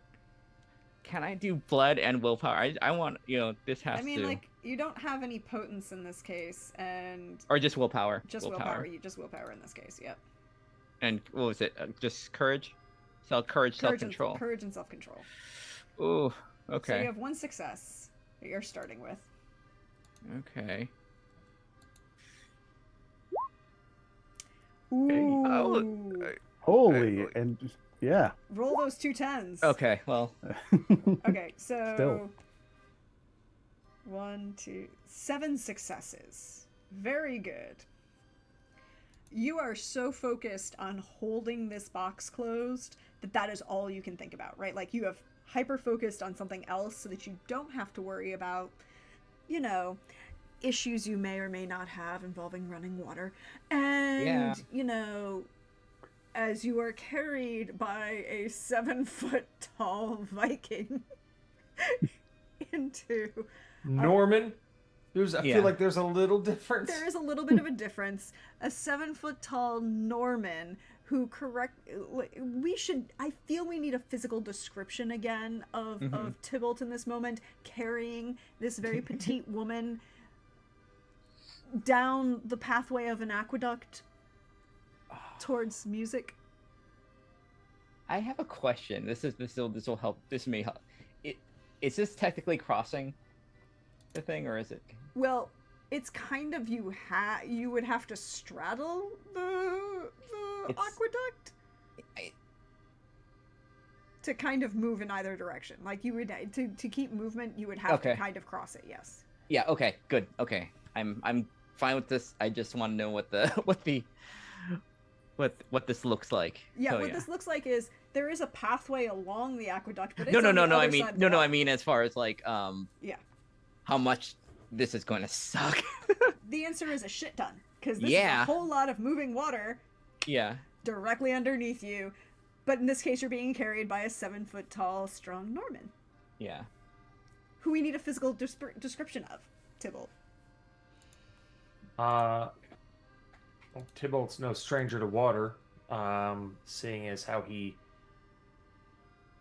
would be on it for long periods of time. From France to get to here. So it's like a stream, like a trickle. So he is with you in tow, walking without a care in the world to try to get from point A to point B as quickly, not as quickly, but as efficiently as possible. And I imagine ducking under some doorways and being like physically maneuvering through some other spaces. How far away is the musician's room from where we started? It's maybe 20 yards. So not long for your good stretch of the legs. But it is... I'm trying to remember. Tybalt... What is Tybalt's physical description? Like, right? Like, he's not... He's tall. He's a Norman. But is it like... I don't remember if he's a redhead. Yeah, he's bulky. He's got that red in his hair and his beard. But he's got that pale skin. And like he's not wearing any finery. This is all like the armor that he's been wearing forever, that he has worn today, that has this sign of like living by the coast, like the salt and rust like residue. Um,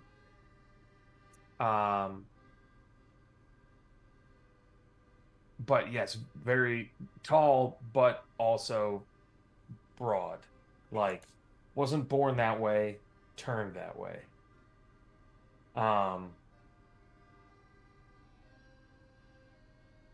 Yeah, but he's got a full beard, long hair. Um,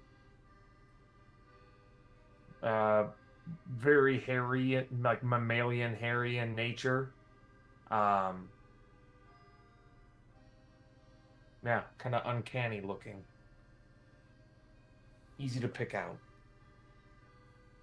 Was that what you were looking for? Yeah, I'm looking for this beautiful physical description of this very tall, kind of bulky, redheaded man dressed in not so great finery, carrying also some very important question. I'm assuming bridal carrying this petite Italian woman in finery, noble dress, down an aqueduct.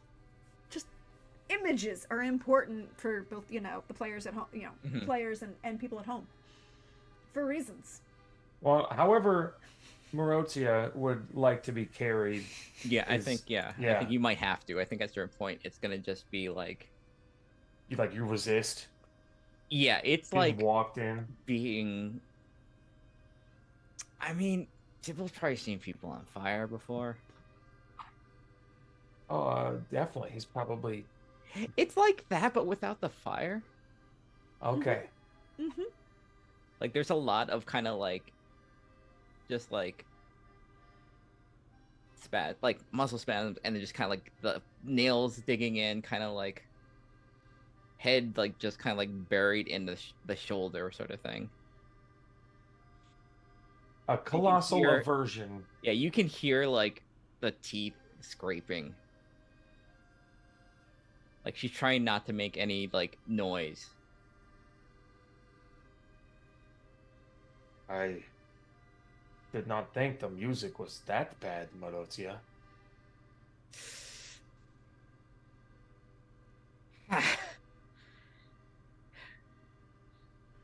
Well, if you hate the music this much, why do you want to move closer to the music? I need to just keep going. My legs are still moving. We are getting there.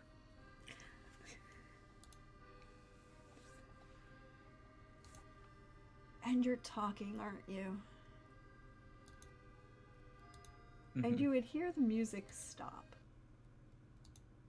Uh-oh. And you would hear a voice in the darkness say, "It's because she can't get any closer."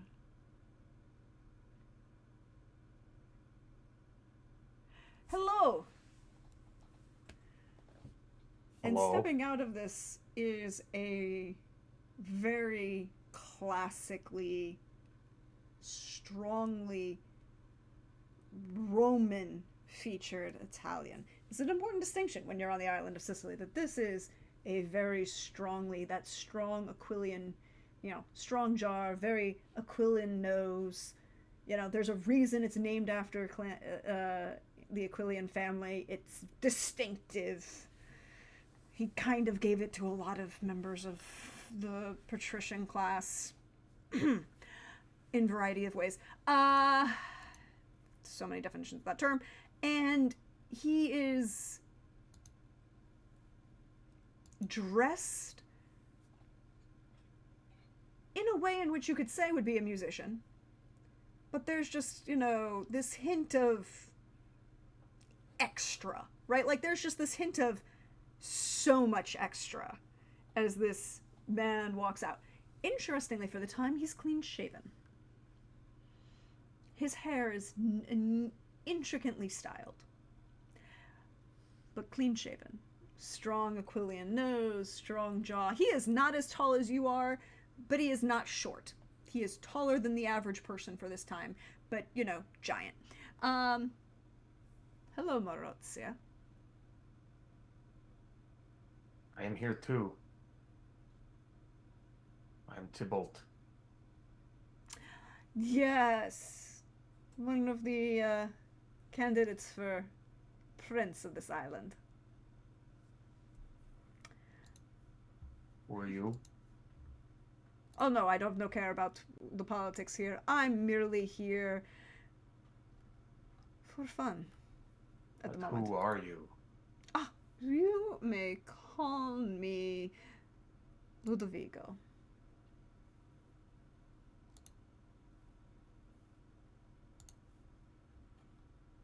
Greetings, Ludovico. I'll look up Marozia. Do you want me to set you down now? There is enough space that you could be away from the water. Mm-hmm. Yeah, she'll gesture like over there. Okay, I'll set her down where she signified.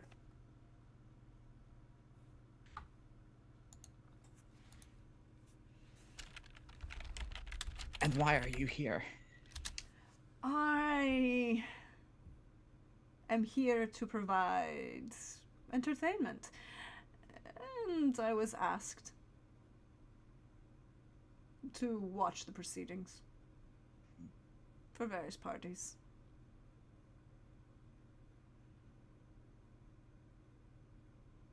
And of course, stay here now that you are. Now this place is a hotbed for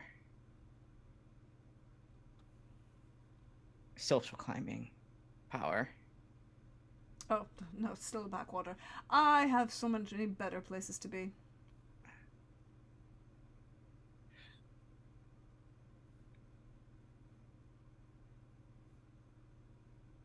I remember you telling me that I could never go back again. Be stuck here. Do my work. Indeed. Shame. And she'll hold the box.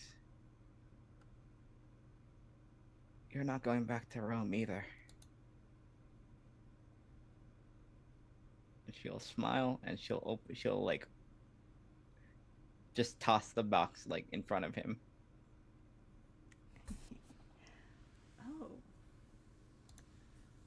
Oh.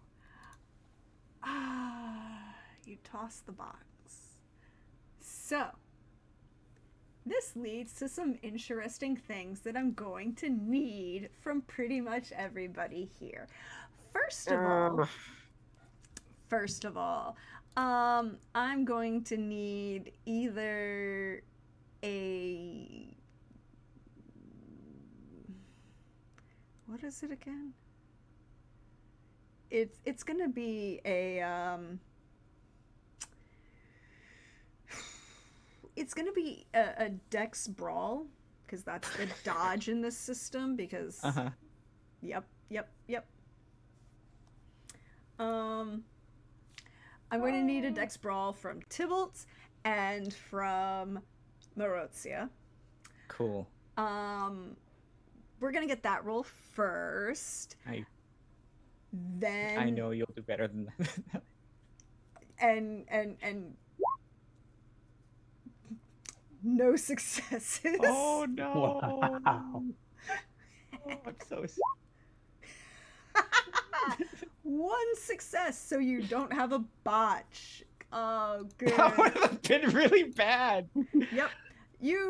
Because you'll get to roll, so you're not going to take as much damage. Mostly because you knew what was going to happen because you threw it.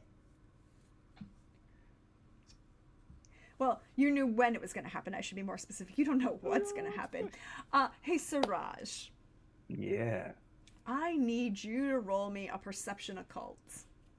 Can do. Let's see here. Perception is... Okay. As you hear the music stop. And then conversation happening down the tunnel. Because, it's not quiet. Yeah. Let's see. That is... roll a 10. Yep. God, there's so many ones in our things. It's So technically, two total successes, right? Yeah, because the two of them got canceled. So yeah, 2 total successes. 2 total successes. 2 total successes. So Siraj, couple things. Number 1. I'm going to let them tell you what their reaction is in a minute because I'm going to roll some dice and then we're going to figure out how much the damage is. And then the screaming begins, yes. And then the screaming begins. But what you have before we get to that moment of screaming and damage and pain for everybody else is you have a singular moment when you realize the shadows are gone. That As is... in sucked almost like by a vacuum cleaner. Oh yeah, no, that doesn't feel right at all, especially to me. No. And Archon is suddenly back in the space, and looks a little confused. Like, it's a little obvious, but he's kind of close to you, and so no one else is paying attention. Most people are still talking, and then the conversation stops as I'm assuming there's going to be a physical reaction. Marozia, you are only going to take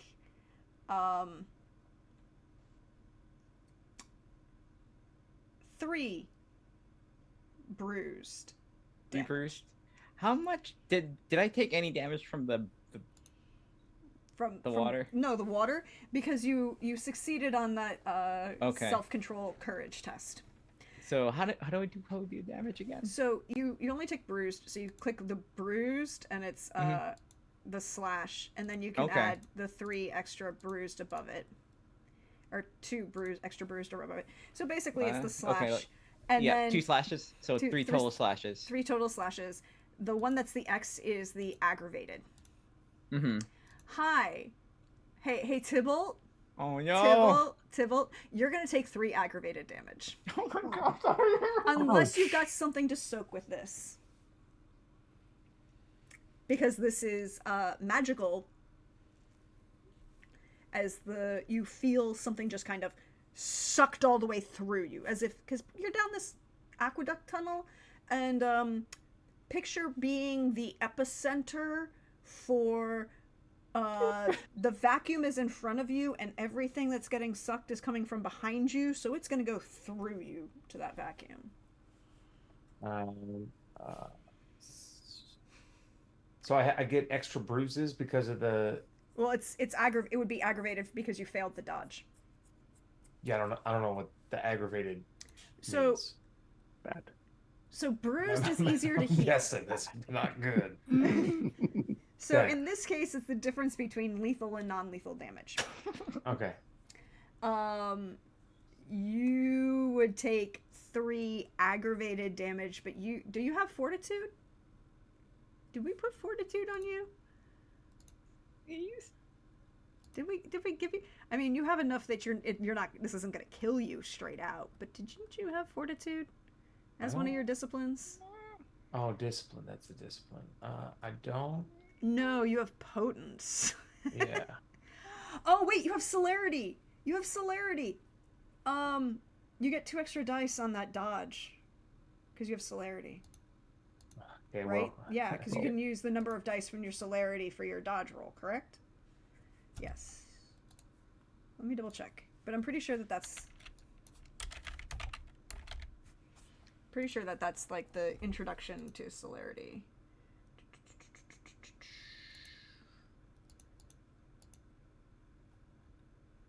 I'm just going to do celerity using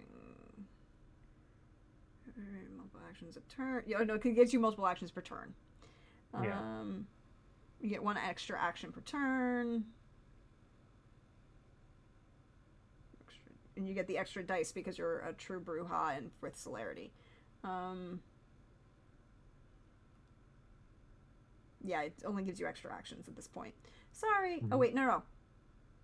A character may use a celerity action to dodge or block, even if he's already taken an action, for instance. Oh, that would give you the extra action to dodge, but not on the dodge roll itself. So no, I'm sorry. I did remember that there was something about dodge and celerity. No.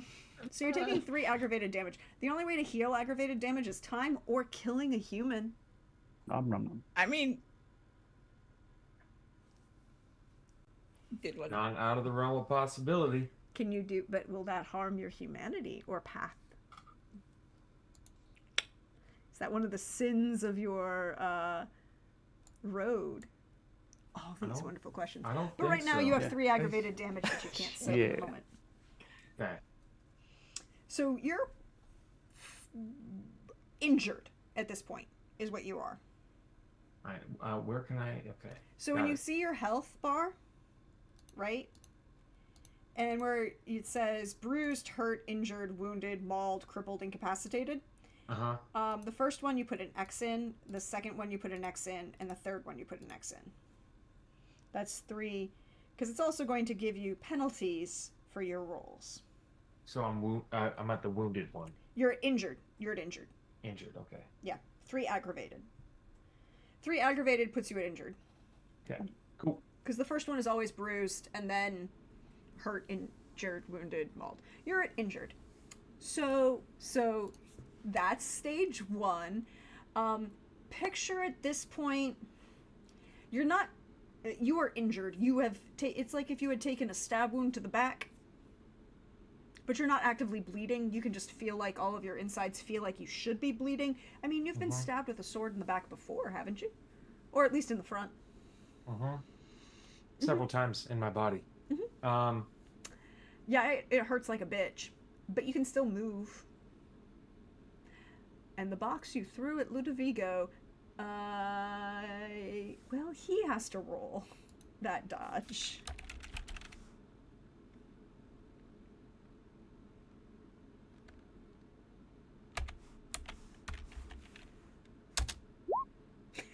He rolled 2 10s. Fuck you. Oh. Wow. There we go. Okay. So 1, 2, 3, 4. 4 successes. 4 successes. So Ludovico sees you throw something, and because he knows you, he does the one thing that he is guaranteed to keep him safe from you. He goes into the water. And because he's a vampire, he doesn't have to breathe. So he's currently submerged, and that's why he doesn't get hit with the giant blast of shadow coming through you. Unfortunately, Tybalt, you are the biggest thing in the space, and therefore you get hit with most of it. Yeah. That's unpleasant. Is there any verbal sound that comes from your mouth that would let anybody else know that, this might hurt, this might be hurting a bunch? Because it's still like the box is on the floor, it's open, you see all of the shadows being pulled into it. It's almost like, a black hole, if you know what that is. So if it stabbed me in the back and I didn't see it coming, then essentially it'll just kind of be like a gasp, like the inhalation of air quickly as the pain sensation, and then like the of like the nervous system responding to whatever the hell it was that ripped through my body. You would see the shadows in front of you.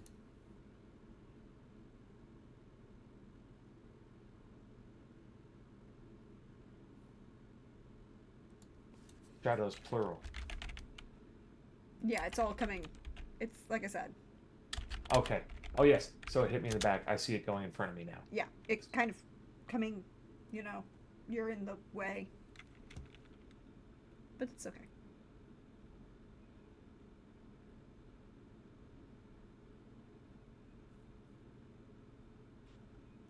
And so, with that, I'm going to go back to the other room. We'll give you guys the action now because you can now move out of the way of these still oncoming amounts of shadows that are being sucked into this space.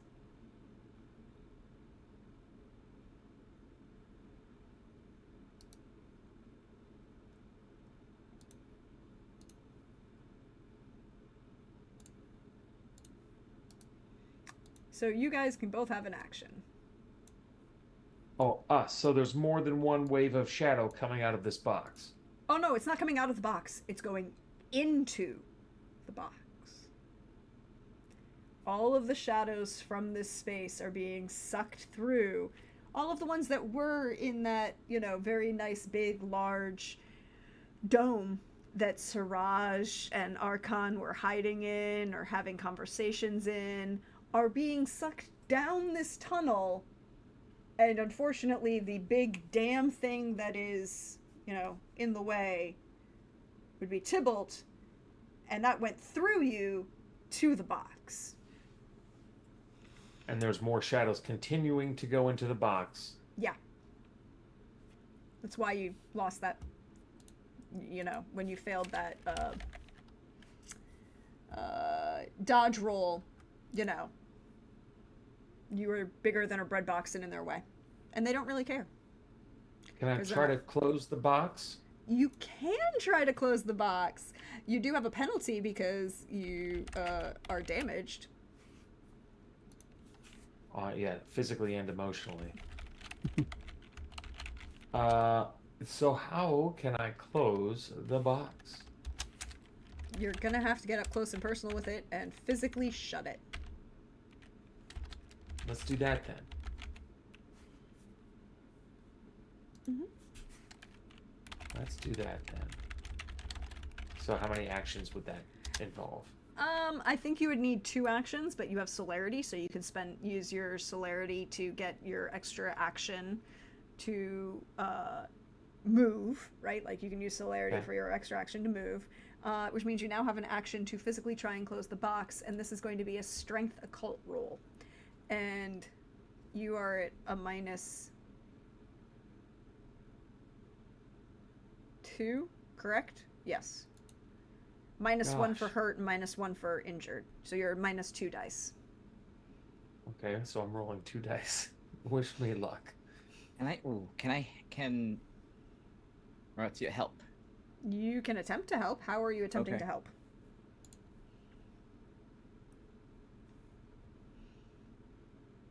I'm going to...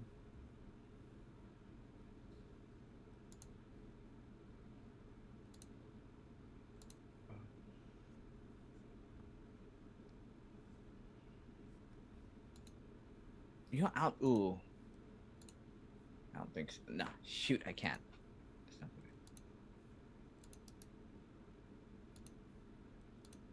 I'll clasp it shut if it... Can I help clasp it shut if it's if Tybalt gets the thing kind of closed up? Yeah, he has to close it, and you can add the extra assist. Yeah, I know how the thing. Yeah, because he's going to move faster than you are to get to it. So we get that first roll for strength occult. You can spend a willpower to get an automatic success. Yeah, I'll do that. I'll do that, but I still have to roll 2 d10s. Yep. So you have 1 success. 2 successes.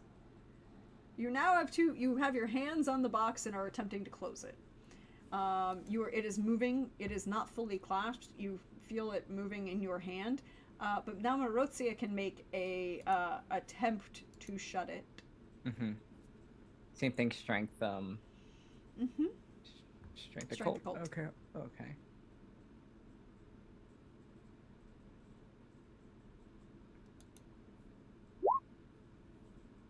Okay. Okay. 2 successes. So with your combined 4 successes, you have managed to get this box shut. It's rattling, but it's shut. And nothing is no longer sucking shadows towards you. Siraj, Yeah. what are you doing in this moment? I mean, Suraj's first instinct when the shadows disappeared would have been to sort of look to what's his name again, to Arkan sort of for like that would have been the first person he looks to, like how's he reacting? It was his expected, was his unexpected, and seeing his sort of surprised reaction as well.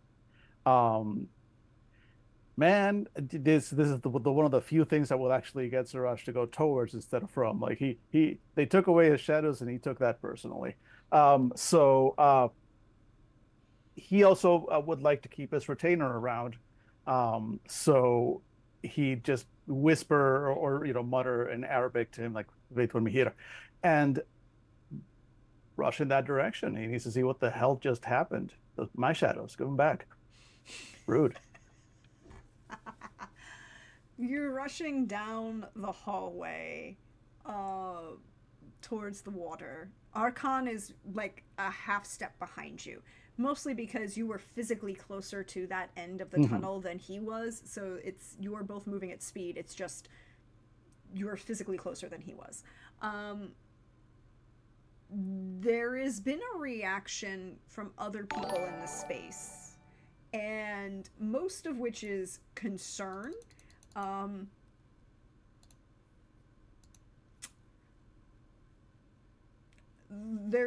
You hear a couple other people following you, one in armor, but not 2, only 1.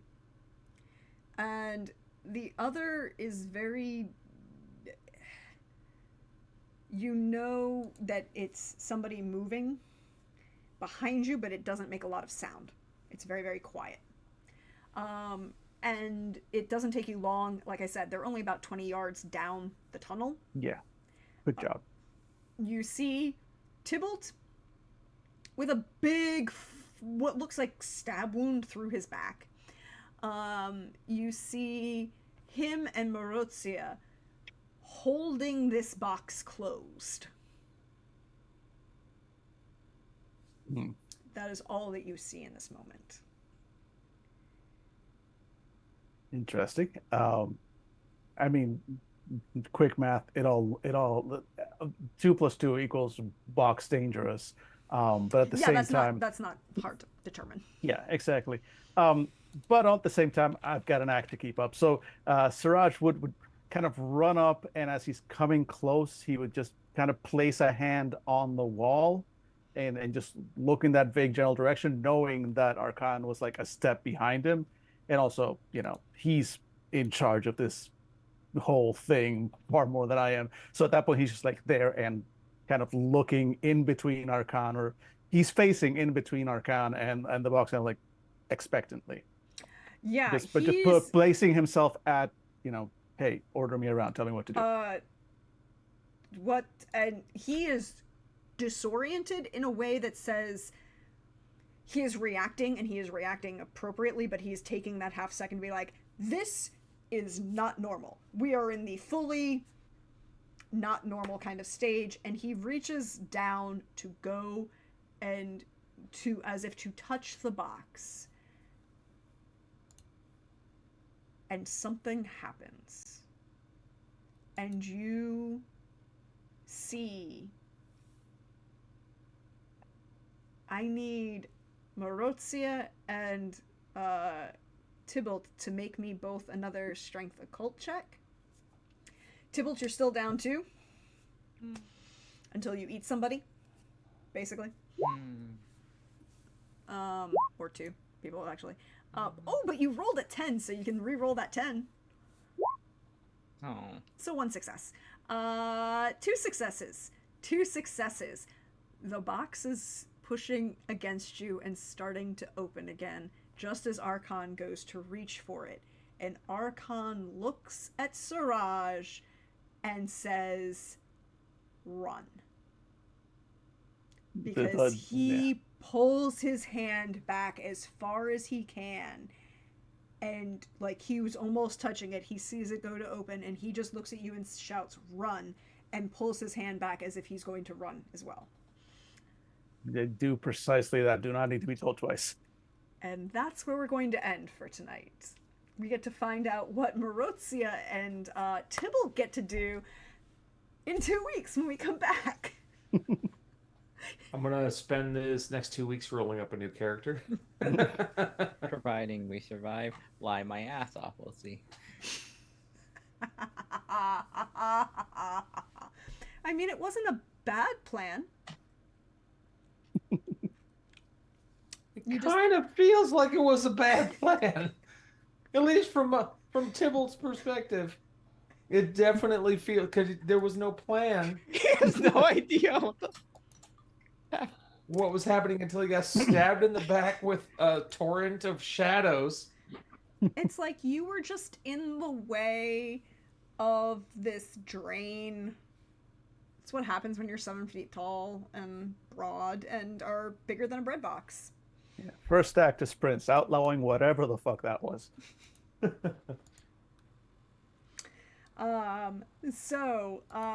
gonna go around, let everybody share some love, share some joy, tell everybody where you can be found, and then we will I will do my spiel at the end. But thank you again, players, for being here. Thank you for all of this wonderful joy. Thank you for all of these wonderful knives I get to play with. I'm gonna enjoy myself. So why don't we go in reverse order of how we said hello. So Billy, how you doing? Good. A little stressed. Who knows what's gonna happen?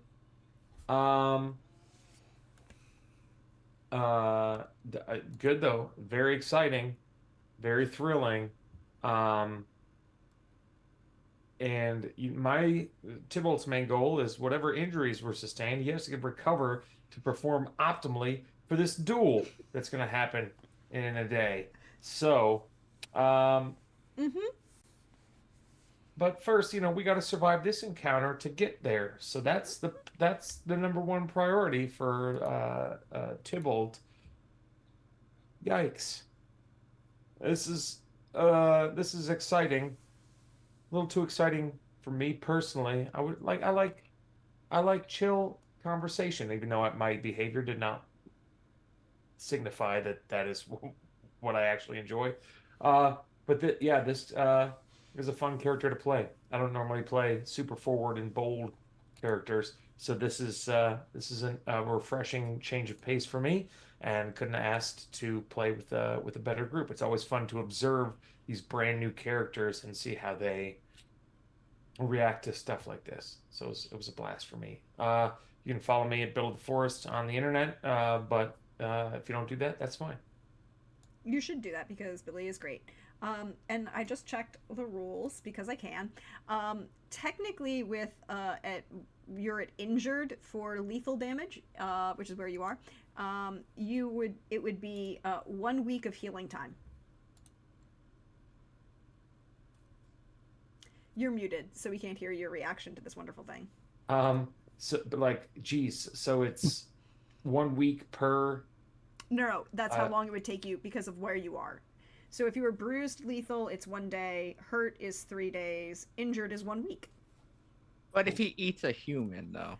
If he takes all of their blood and kills them, then it can reduce the healing time. But you know what? How many do you need? How many can we get you? You can only, I would have to double check that, but that one is a thing. But you know what else? I'm sure the very honorable Ventru will postpone the duel. Because you're injured. You might have been party to something really illegal. Really illegal. We're running. Formality, schmormality. Laws are made up. I there's I mean, there's the question of whether or not you violated Elysium. That's yep. There are multiple the stacks of. Tybalt did not violate Elysium. But I listen. I'm gonna tune in if it's a one-person campaign with just Siraj. The High Clans. If Marozia and Tybalt die, it's still gonna be a great watch. I'm sure. But hey, speaking of, hi, Lynn. How are you? Oh, God. How are you feeling? Thank you for all of these wonderful things. Oh, I'm back here again. I missed it. I missed what this feels like.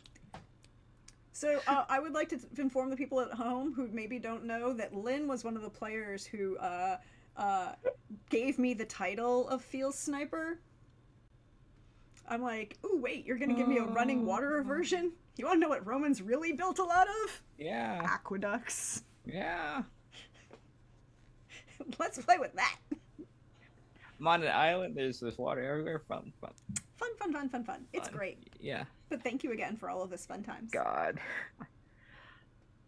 Oh boy. Well, I'm sorry, Tybalt.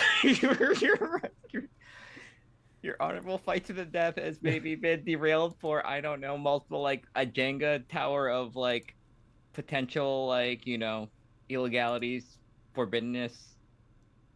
No good deed goes unpunished. You got in between Marozia, her demon boyfriend, and her hated sire. So I'm so sorry for him. Hopefully he lives. I feel bad. He's the only one that got hit by the demon box. Oh no. Oh boy. I wanted. Yeah, I am also really desperate to see what Siraj thinks of this whole thing once. How much he knows or how much he figures out from this, and realizes maybe how much trouble we're in. Maybe he can help us. Probably not. He should probably stay away. He should probably stay very far away from us. Yeah, I'm Lynn Gremlin pretty much everywhere on social. You can find my art, and next time you'll see me is on Tuesday for Wandering DM's Gotham City Chronicles, where we are 3 budding vigilantes in a city without Batman. We had 2 interrogations. We haven't been seen. We're doing much better than we did tonight. We're actually doing pretty well. So we'll see what happens next time. This has been great. Thanks, everyone. I'm sure it will be great. And last but certainly not least, hey Dan, how are you doing?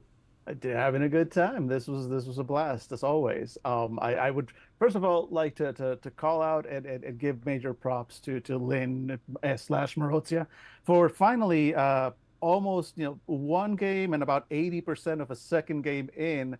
Finally, the PCs interact. So big props on that. But no, this is a blast. I'm having a lot of fun watching, how everybody's approaching the everything. Like I said, Siraj is a weird little standoffish weirdo. Anybody who was here for session 1 with him and watched him grab a midnight snack, go right ahead, and that'll give you what he's really like when he's not being shy in social situations.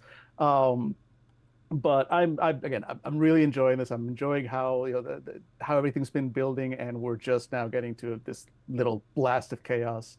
So I'm really excited to see what happens the next 2 weeks. As for myself, I'm again part of the Fandible podcast, fandible.com. Go listen to us. All my personal stuff, I am Uncivilized Dan, all one word, in pretty much every service except Shitter, because no. But everywhere else, if it's that name, it's very likely to be me. Indeed. Well, thank you all for playing. Thank you to my wonderful players for giving me these wonderful tools with which I can destroy their emotional lives. thank you all for watching along at home or whatever. I promise that my goal for this week is to re-update all the YouTube. Hi, by the way, there is a YouTube. It will be fully updated and everything will be fixed. There have been some complications and I wanted to make sure everything worked, and now it shall be up to date by the end of this week. Fingers crossed, everybody. And I am your friendly neighborhood Prax. Praxgorth as Meophores. See me around here on Twitch, over on YouTube.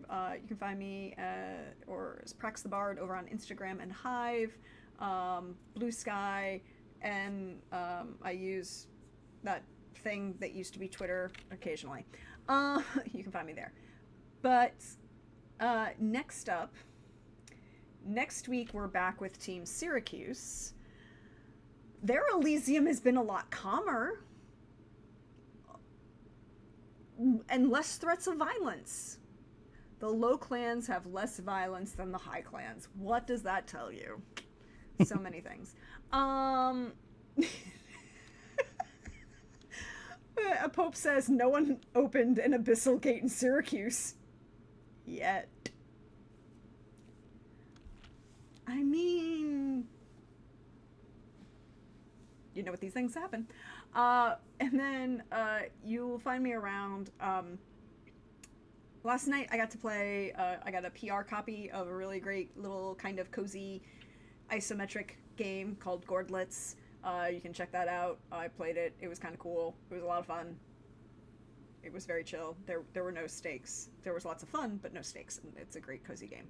But we'll probably be back on Saturday for book chats, finally. Now that life is kind of back to normal, we can start talking about books again. I have a giant pile of them over here, out of frame, that I am prepared to talk about.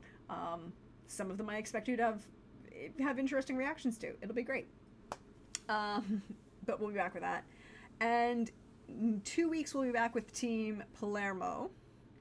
But in 3 weeks, to see the after effects of this and see if Tybalt survives to get to his duel. We'll find out. And then in 3 weeks we're going to have the first of our guests, as we have a mini break, and we're going to have 2 guests coming for one-on-one sessions, and I'm sure that everything will be fine with those sessions and have absolutely no problems for our players going forward. But thank you all for playing, thank you all for watching, thank you all for hanging out with me tonight, and just all of the fun times that we can be having together. We should send some love to Cybernation Uncensored, because they are also playing some Vampire the Masquerade. They're playing some modern, but that can be just as much fun. I'm gonna send you we'll have some fun, we'll send some laughs, and we'll see you all next time.